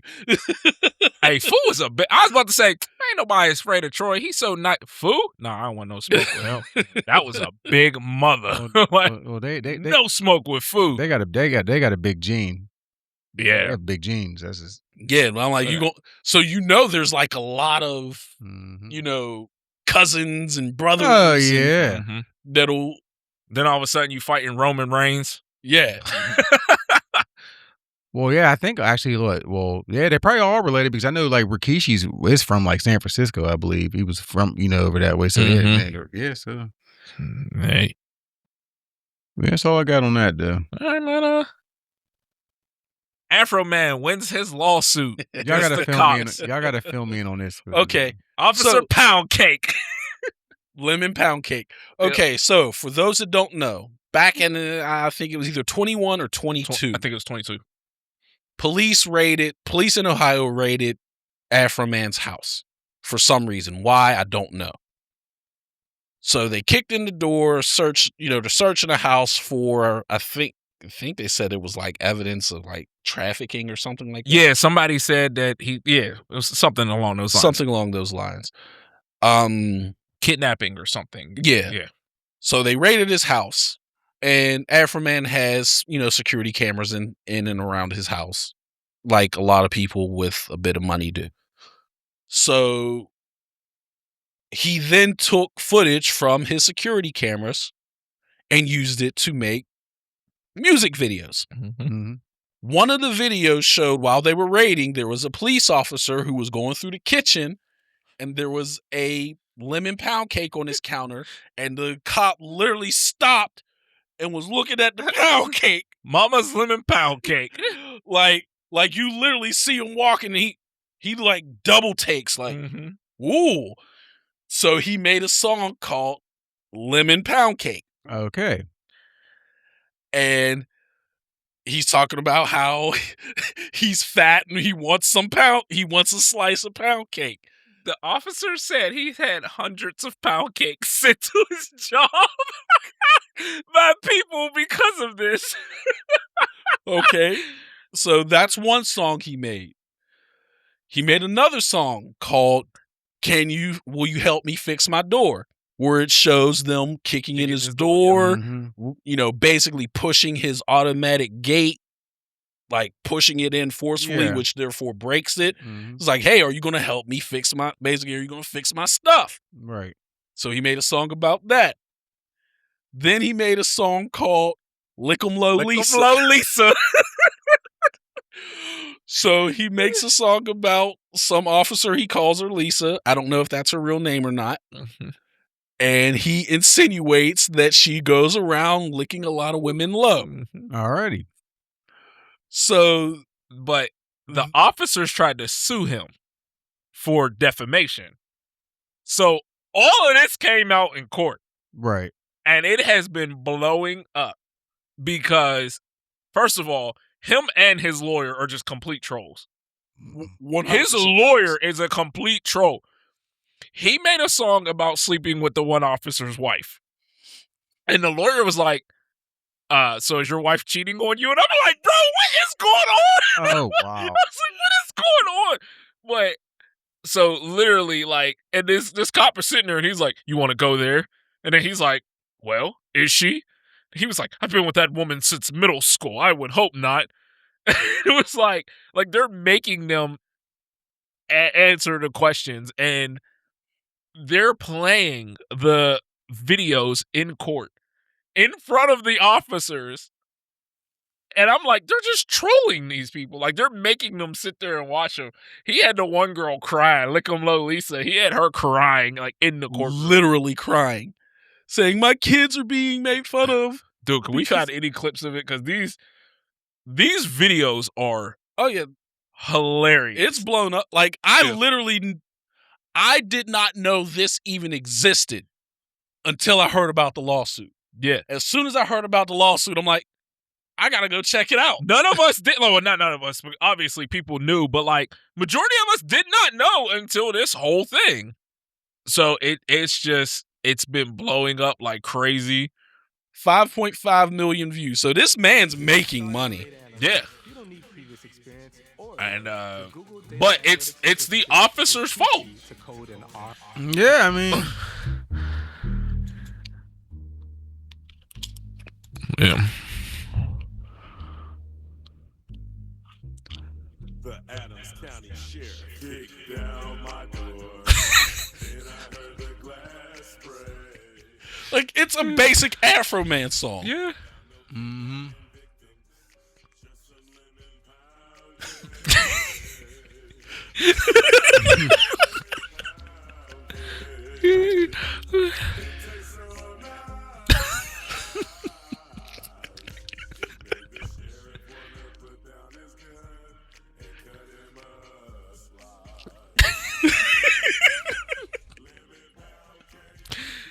They played this in court in front of them and made them like answer questions about it.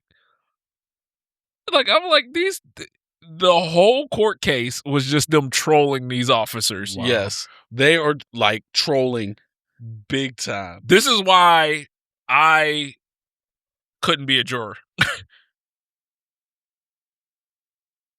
That's when I was looking at the cake. Uh-huh. And I had to go all the way up to Easton at home on the Pennsylvania Road. And when I walked into the deputy's room, I said, they all knew me, all knew that I didn't call it food.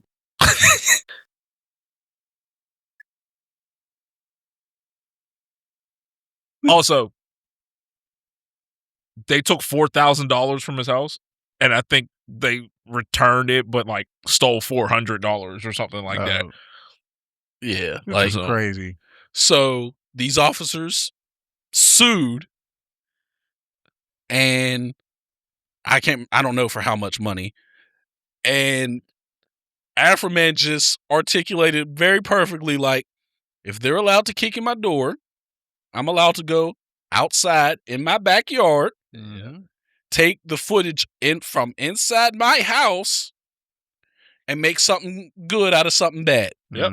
Because he was like, if they weren't there, it would have never it would have never happened. Like, he wouldn't know who they are and everything. But so they tried to sue. Case got thrown out. He won his case. They can't sue him for it because it's 100% freedom of speech. Yeah. Dude, I love that he was just sitting in court in a full American suit. Yeah. His lawyer had the American tie to match. I was like, they are trolling these people. Like, the lawyer was saying some crazy stuff. He's like, this is all for entertainment. He said when Lil Wayne made the song Pussy Monster, he wasn't insinuating that there's actually a monster.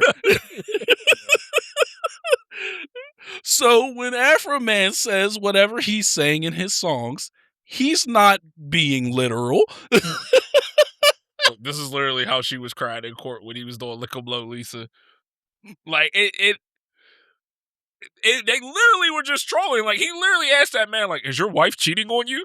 And it was like, the officer, like, you could tell he's getting mad. But I'm like, it was like, dude, why would you even bring this up? Like, what were y'all trying to do? Like, yeah, everything just backfired on him, and it's great. Oh man, it was so, like, look, he a song, Will You Help Me Repair My Door? Yep.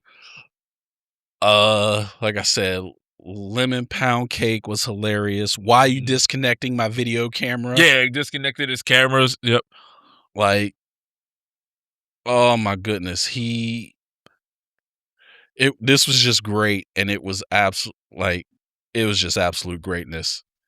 And to have to go on court, this, like I said, this is all in record, and you have to report how these songs affected you is absolutely hilarious. Like Quintin said, dude literally said, there's been thousands of pound cakes dropped off at my police station. I'd be happy. Donate. Hey, someone called me warm brownies. Please don't send warm brownies to my house. Please don't. Hey, this was so funny though, man. Like, look at it. He's literally in a full American suit. Like, yeah, this is troll of the year, right? Oh my God, this is easily. Kudos to Afroman. Yeah, I know why. Hey. I've been seeing people that was like, man, that is elite use of free will. It's like it was like we just aren't hating enough. That's what they get. So that's what they get. Kudos to Afroman and his lawyer. Absolutely. Spider-Man trailer? Yeah, Spider-Man trailer. Yeah, I've been waiting to see this. So have I. I have not watched it. So Neither have I. Not. Let's pull this up. Let's make sure it ain't going to go to an ad. Nope. All right. It's going to give me an ad now. Yeah, it's going to give me an ad now. I love when they're just sitting upside down. I can't believe our first hit in my team. MJ, come on. Pretend like you're not the happiest you've ever been in your entire life. I can't. That sucks. Yeah. To just see your friends being happy and they don't even know who you are. Yeah. I do like the retro suit. It looks good. So he was sitting on that pipe upside down, so that means his butt is sticky. Oh my goodness. You don't remember me, but we used to know each other. Something bad was going to happen, and the only way to stop it was to make everyone forget about me. Because I'm not just Peter Parker. I'm Spider-Man. Oh! Hey! Put your woodbring. Hey, it's Punisher. Shelf.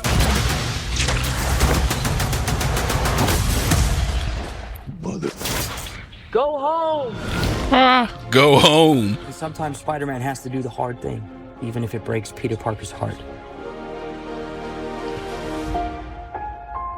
What is happening to me? Uh-oh. Are we gonna go get like Man Spider? I was gonna say like the Madam Web type stuff. Natural webs. Excuse me, Dr. Banner. I need your help. What did you say your name was? If DNA is mutating, it would be enormously dangerous. Spiders have 3 life cycles. Who was that? Between cycles, it can leave the spider vulnerable to threats. We are faced with a danger that we can't control. One we can't even see. What the hell's going on? Stay out of my way. Scorpion. That's Scorpion, okay. Yeah. You're losing it, kid. And for those spiders who make it through, it amounts to a kind of... Is that the hand? It looks like it. rebirth. Nice flowers. Oh, they're a housewarming gift. I'm MJ. I'm just a neighbor from across the hall. Friendly neighbor. Yeah. Not bad. Not bad. Not bad. Okay, so let's go through some of these scenes. First of all, like you said, he's sitting upside down, so that basically means his butt's sticky. yes.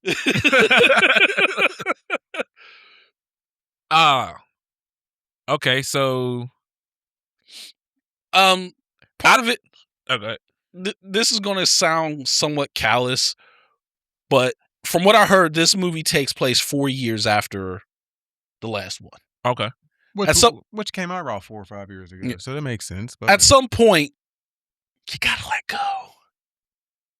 Nah, man. Like, I get you miss your friends, but 4 years and you're still stalking them. That was also his girl, though. Like, yeah, I get it.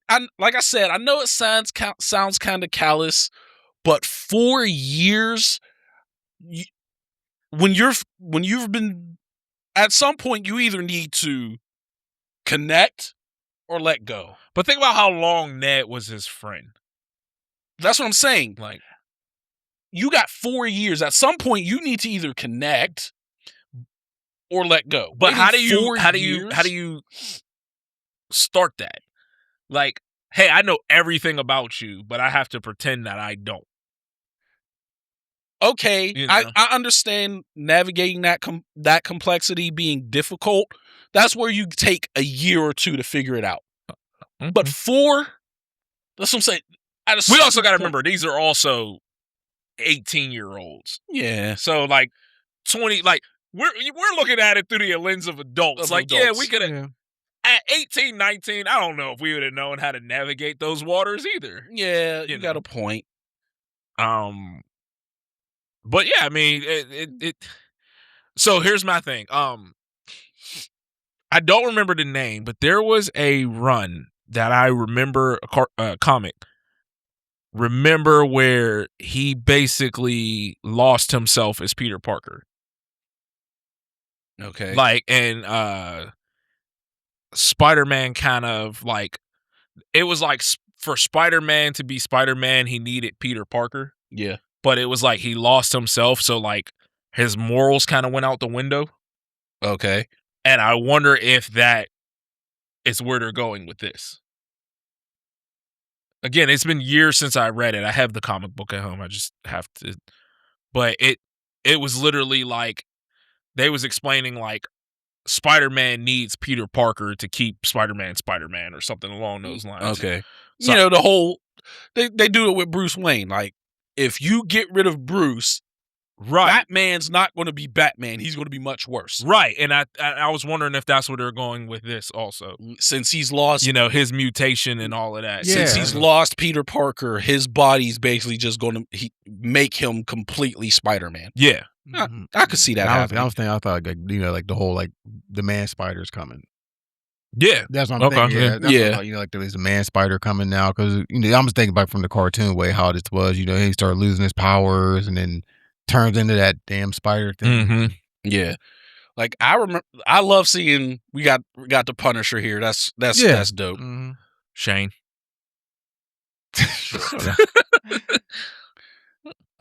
Like that's dope, and he's basically saying, conflict of not. Moral conflict between them two, you know. Yeah, we know the Punisher's like, bad guy, take him out, kill him, take him out. Where Spider-Man's like, no, let's lock him up. Yeah. So that's pretty cool having him in it. I think they said someone else was going to be in this that was in a like old Spider-Man or something. I think, but I can't remember, or an old MCU movie or show. I can't remember who. Yeah, I mean, think about that. That would hurt. I know you said it's been 4 years, but it's like One Piece, Dressrosa. Remember how they were toys and they're like family didn't know they existed. Yeah, they like moved on. Like that would hurt. Like you're like watching them and you're like, yeah, there's nothing I could even do. Like, but that's you don't even remember me. That's my point. Like you said, they are young. So, mm-hmm. But like this happening year 1, yeah, that sucks. But by year 2 or 3, you're going to be like, all right, I need to at least talk to her and say, hey, what's up? See if I could spark something off, even if. But you may also have that fear of, well, what if I get rejected? Yeah. What if I, you know what I mean? If she wants nothing to do with me, then that could tend to cause some delay there too. Your mind, I see it. Yeah, your mind plays tricks on you. Yeah. You know what I mean, so absolutely. It's plus in his mind, he can't have that life because he's Spider-Man. Yeah. Mm-hmm. So it's like, I want it, but I can't have it. So it's like right outside of reach. Yeah. And this, like you said, Tim, definitely harkens back to the 90s Spider-Man cartoon when he was, you know, turning into a spider and stuff like that. So that's interesting. Let's see what going on with that, because this universe, he never had the natural webs. I could have seen that happening with the Tobey Maguire. Yeah. But this happening now is definitely interesting.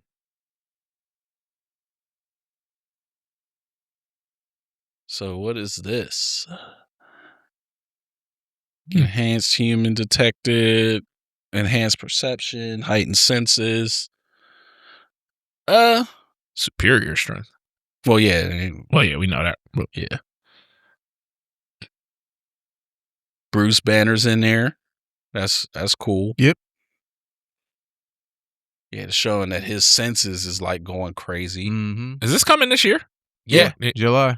Oh, nice. Okay, cool. I will be going to go see this. Miss Parker. Who's that? Who's what? In that chair. Was that Peter in the chair? I don't know if they showed who's in that chair. Have 3 life cycles. Yeah, they're not showing who that is. So, who do you think the person lifting their arms up could be? I was about to get to that. You're talking about right. Well, I'm curious on what's going on here. Because, it seems like people are... One we can't even see. Being possessed by a person, and they're kind of body hopping. Yeah. Well, okay, so... Because, just from the frame, this woman, it hops to him.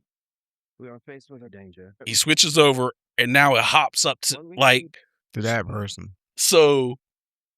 Do you know of anyone in comic books is doing that? I can't think of anyone. It could just be a mind thing. Like somebody just controlling minds. Yeah. So go back to the person holding their hands up. Because I have a theory. And it's mostly because it's after this. Right there. It's mostly because one, they mentioned someone who's in this movie. What is this called? Brand New Day. Brand New Day. I heard there was a rumor that this girl. That looks like a female to me. Yeah, I could see it. This girl is in it. Yeah. I was saying I heard that they said I did see something because I couldn't avoid spoilers for everything. That's probably her, but they did. I made sure not to look at anything, so I don't know who she's portraying. But I did see things as saying they think this is her. Yeah. But like I said, I don't know who that may be. So, just looking at her, and I'm sitting here thinking, who the freak could she play? And you're thinking Jean Grey. I like that. Oh, you weren't thinking Jean Grey? No, I was trying to think of who she could be playing. Oh, I thought you had a thought. I like that. What's her name? Sadie Sink. Sadie Sink.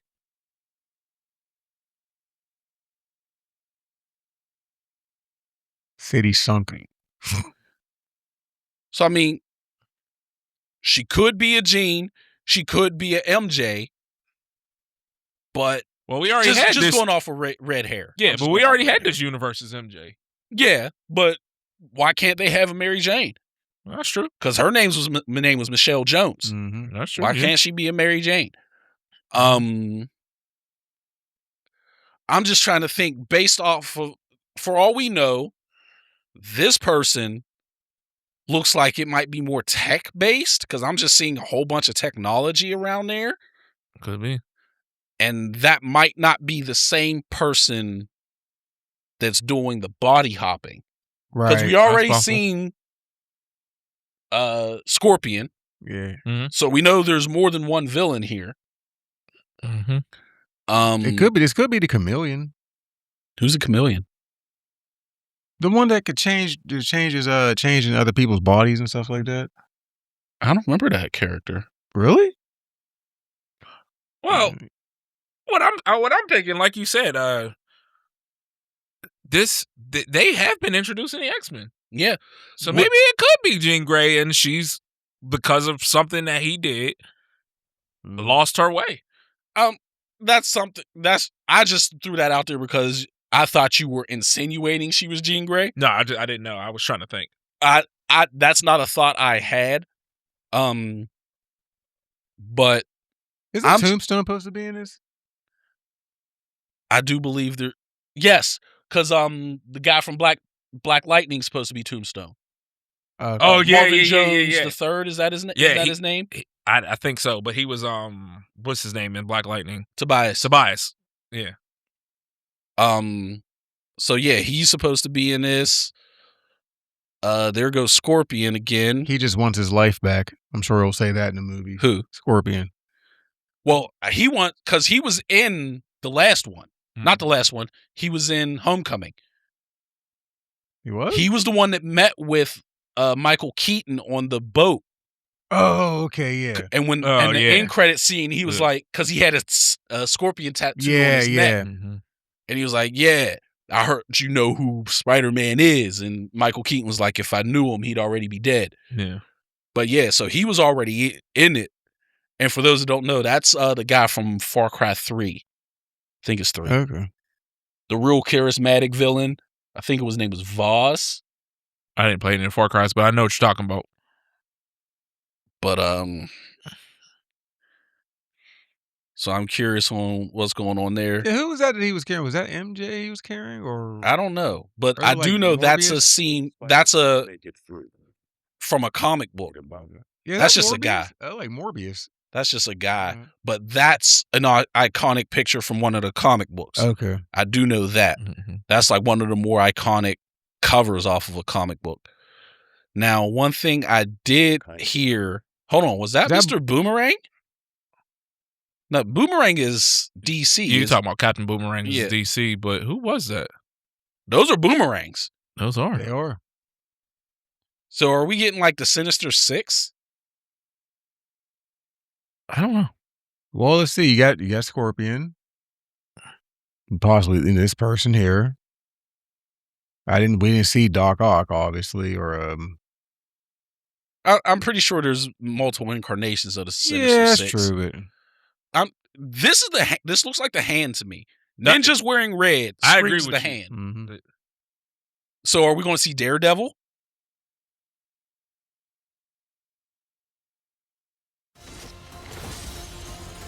Shattered the sword. That's dope. Rebirth.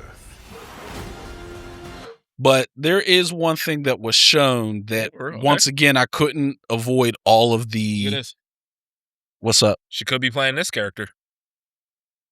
Oh, from the sword. What was her name? Is it Shiva? No. Come on.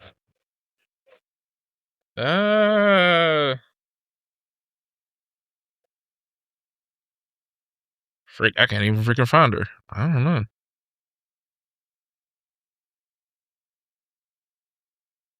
I have no clue. Not Echo.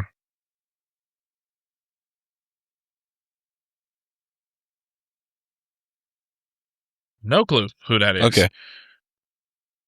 But on here there was a image that was shown that once again, because I couldn't avoid every single spoiler that exists, because internet doesn't let you avoid things. There was a rumor that someone that appears in this trailer could be someone. If I could find that. Typhoid Mary? It can leave the spider vulnerable to threats. Typhoid Mary is her name. Okay, I don't know who that is. Somebody who apparently was part of the Hand. You're losing it, kid. And for those spiders who make it through. This scene. Who do you think that is? No way, that's Rogue, right? That's the rumor. How true it is, I don't know. Is Rogue a Jets fan? I mean, Rogue is from Mississippi, but yeah, she's from Mississippi. I thought it was Louisiana. Louisiana's Gambit. Yeah, she's from Mississippi. But I mean, that's like I said, 100% a rumor. Could be Felicia Hardy. Could be just a random person. Yeah. I doubt it's just a random person, because why would you show this part? Show this for just a random person? And it kind of just when we first watched it, it kind of just like stood out anyway. Yeah, the person stands out. So Typhoid Mary is a complex character with dissociative identity disorder, each personality displaying different skill sets and powers. Her involvement with the Hen often sees her utilizing her telekinesis and martial arts ability, making her a volatile and unpredictable force in battle. Okay. Definitely could be her. Definitely. Yeah. So. Well, I am sure we're going to see another trailer before. Oh, yeah. We're definitely getting another trailer before that. It's March, so I'm thinking May. We'll probably see something. But yeah, so this definitely could be Typhoid Mary. Okay. But yeah, this was 100% the Hand. If it's not the Hand, I'm going to be so confused. Yeah. Yeah. July 31st it comes out. I think that's a day one for me. Like the Bloodsport movie? No. Okay. No. Yeah, I agree. Yeah, absolutely. I agree. Well, this looks good. Probably not day one for me because I'll probably have to work. So yeah, I can't be up that late. So, day one just means we want to see it. Don't mean you actually. I know what you first mean. day. Yeah. I mean, I'll do that off work. That's fine. But yeah. Well, yeah. First available. Yeah, it is hard to like. It's like I do miss going at midnight releases, but I don't want to be all crunched up with people no more. You know? Oh yeah, midnight release. Oh, I'm trying to be asleep by midnight. Well, we old. Yeah, now I'll be in the theater like it's But yeah, no, it looks great. It looks great. I'm waiting to hear. I just want to hear Scorpion say, "I just want my life back." That's all he cried about. Yeah, I'm just waiting to hear that line. Well, I don't think they're doing the like cartoon version of Scorpion where he was like genetically modified. Yeah, it looks like it's more of a tech thing. Mm-hmm. So I think he just wants revenge for being thrown in prison. Right.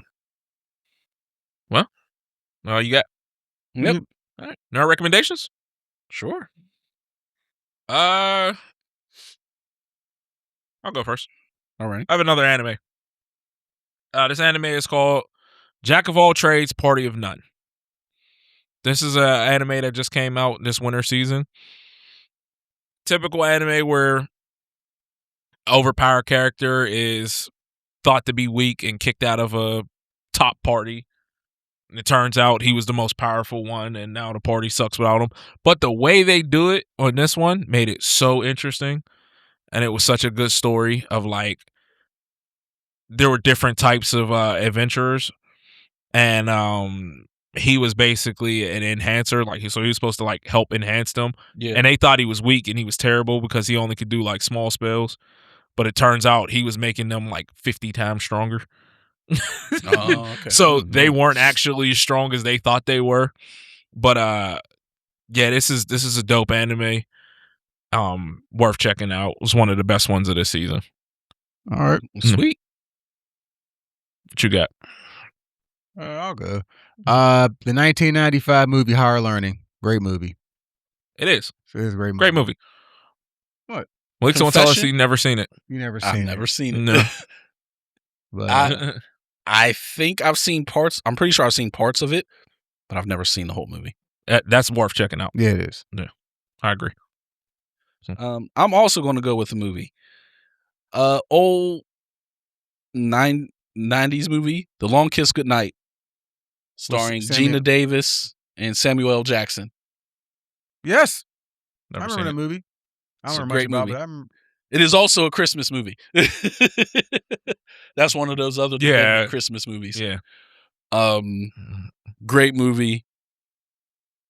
Definitely recommend anyone watch it. It's good stuff. Action type movie. Remind me in November. Okay. I'm not going to, but okay. If it's a Christmas movie, I'll wait till Christmas or at least July. But all right, Trash Text? Yes. Wants to kick us off. I'll spark it off. Okay. Freeze-dried candy is fucking You know trash. what? No. Okay. It's We're not going to start awful. We're not going to It start is this today. terrible. No. Freeze-dried Skittles are amazing. No, they are not. That's the only one. They are Freeze-dried Skittles are good. They are butt. Freeze-dried Skittles are good. No. But. Malik they've never tried them. I have. They They're okay. There's nothing special. They're about good. it. I like them. No. I'm not going out of my way to pay more than the normal price of Skittles for them. But I'd rather have spicy Skittles than freeze-dried Skittles. Now you're tripping. No. Spicy Skittles are terrible. I'd rather. I'm still mad at your boy Gannon for bringing those damn Skittles to your son's party. Because that's when I met him. Oh, yeah. He brought the spicy Skittles to your son's party, and I'm like, these are the worst things ever. Yeah, no, honestly, I don't really care about the freeze-dried candy, but I thought the Skittles were decent. The rest of them, I can't really do too much. They're negligible. They're not worth the extra money. Yeah, that's what I'm saying. I'm not paying extra for them. So, but if someone was to buy them and offer them, I wouldn't turn it down. Yeah. I'm turning down spicy Skittles. I'll eat them that Five Below has them. I'll pay $1 for them. But that's mine. All right, I'm gonna piss some people off with this. I'm sorry. Demon Slayer didn't belong on the ballot at the Oscars. And I know people are upset. It did not belong in the category for Best Anime. Sorry. There was no chance in hell of it being K-pop Demon Hunters. 0 chance. The movie really wasn't that good. Was it because of the backstory? Yes. Yes. I'm sorry. The Demon Slayer movie wasn't as good as K-pop Demon Hunters or Zootopia 2 for that matter. So it was animated movie. Yes. It did not get the nod for the ballot, and people were upset and they were crying, and I'm like, it wasn't going to win. How many was on the ballot? I do not know. I just know those two are superior movies. I didn't see Zootopia 2. Mm-hmm. I heard it was not as good as the first one. Which it's not as good. Surprised me. It wasn't as good as the first one, which the first one was, but it was still a great movie. Yeah, I'm curious on, because don't they usually have a ballot of X number? Yeah, I don't know how. I mean, K-pop Demon Hunters was clearly going. Everyone knew K-pop Demon Hunters was winning. Mm-hmm. I never even seen it, and I knew it's a good movie. They knew it was winning. Mm-hmm. But I'm just curious on how many was on the ballot. I don't know. I just know those two were, and I'm like, people was like, Demon Slayer should have been on there. It would have won. I'm like, it was never winning over K-pop Demon Hunters. Like, it had no chance in hell. Arco, I have no idea what that is. Like, I've never seen Arco, but I did see Elio, Zootopia 2, and K-pop Demon Hunters. I'd have been fine with it being on the ballot. It wasn't beating K-pop Demon Hunters. No. It wasn't. No. I will watch K-pop Demon Hunters multiple times. I'm not watching that Demon Slayer movie multiple times. I'm sorry. I'd watch the Demon Slayer movie multiple times. I think that movie is really good. I thought it was decent at best. But K-pop Demon Hunters was winning. Mm-mm. Easily. But, yeah, that's fine. Yeah, now, 2 years from now, whenever the next movie comes out, and if it doesn't win, I'm going to be upset. Honestly. Because I just like Upper One, and he was fantastic. Honestly, and this is another trash take I could have had, I no longer care how Demon Slayer ends. I don't care anymore. Its hype has died down, and I think they're taking too long. I don't absolutely. Care. That's I don't fair. care. Like I'm no longer interested in it. Like when it comes out in 2 years, will I see it? Sure, but I have like 10% interest in it. It's not like the hype that I used to have to where I'm like, can't wait to see it. Like I don't care anymore. The fact that it's been over for like 5 years now, you know what I mean? Yeah. Do you think that hype could return if they give you a really good trailer? That's what I said. I don't know where I'll be in 2 years. Yeah. But like in this moment, I no longer care how it ends. I just feel it's taking too long. They're drawing it out. Yeah. And again, in 2 years, we're not even going to have the ending. Yeah. We're not getting an ending for another 4 years. Yeah.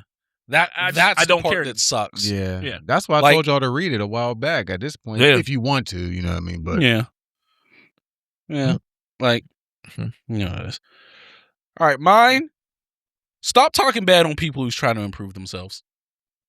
Yeah, I agree. Why do that at all? That sounds basic, but the reason for this, I believe it was Kai Sanat, whatever his name is. I'm not familiar. I don't watch him.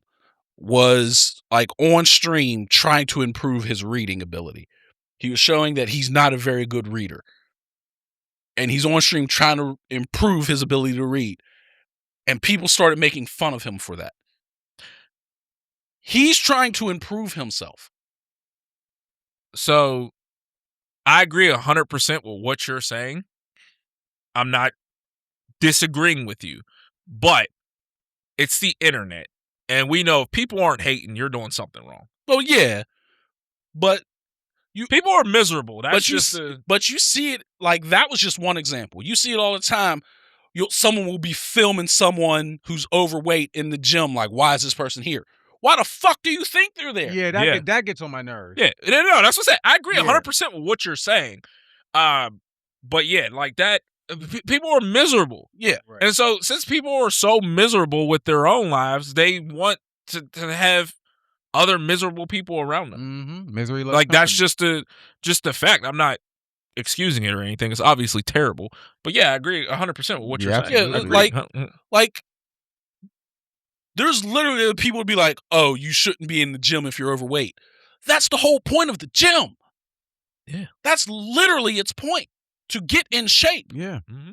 If you have to get in shape, that's stupid. Yeah, like I love those TikToks and videos when you see the before and afters where the I love them. Where the dude would be like 450 and he's going every day, and you just see just the progress change within like a year or two, and it's like I share those every chance I get. I absolutely love them, but I love the ones more where it's like the overweight white guy, then all of a sudden he's bulky and black. Those are my favorite ones. I'd be like, oh man, if you see him in the gym, like, yeah, he's getting it, and it'd be like year later, and it'd be like, come on, bro, like, why you do that to me?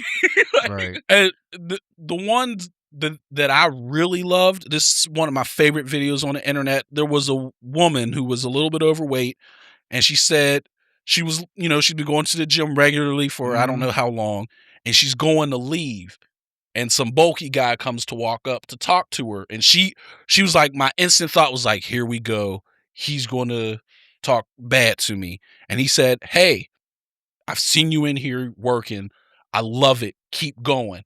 And she's like in the car crying, like that just meant something to me, just to have that type of encouragement, because my thoughts instantly went, he's going to say I'm not welcome here.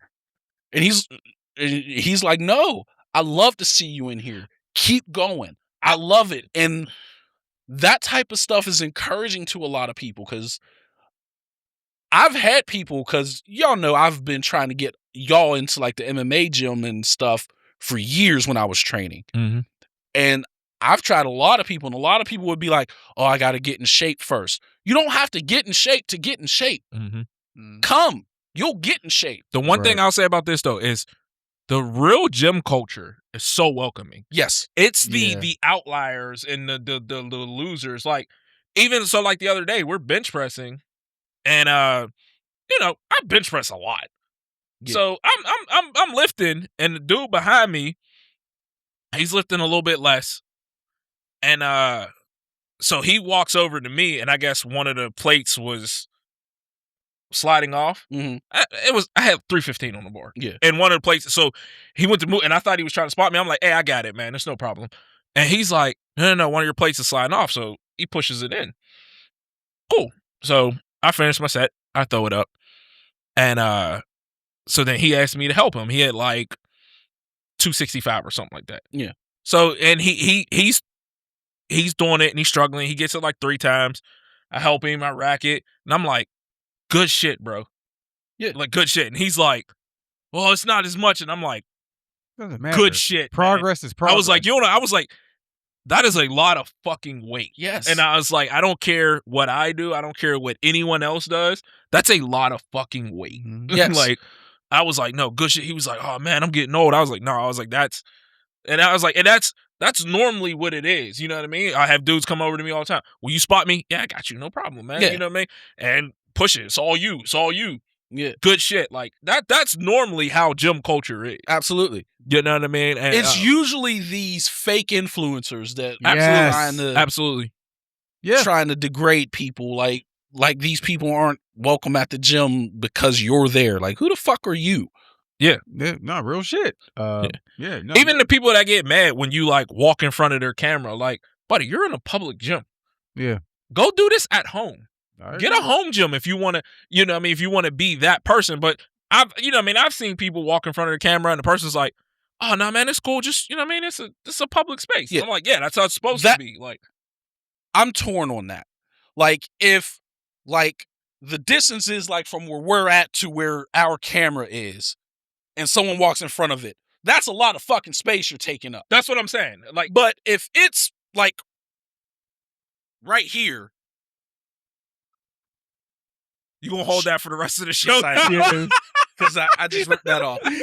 If it's like right there and you walk in front of it, now you're kind of being an asshole. Yeah, if the person right set it up, there. if the person sets it up like right next to them and you squeezing past, that's different. Yeah, I'm talking about when it's like clearly in the floor. And, you know what I mean? Like, and someone walks past, like it's the gym. It's a public space. Buddy. Yeah. But yeah, I mean, it's like you said, people that try to put people down for bettering themselves is insane, and I think. I don't know. Like I said, it's just miserable people want others to be miserable. Yeah, absolutely, and it's a shame.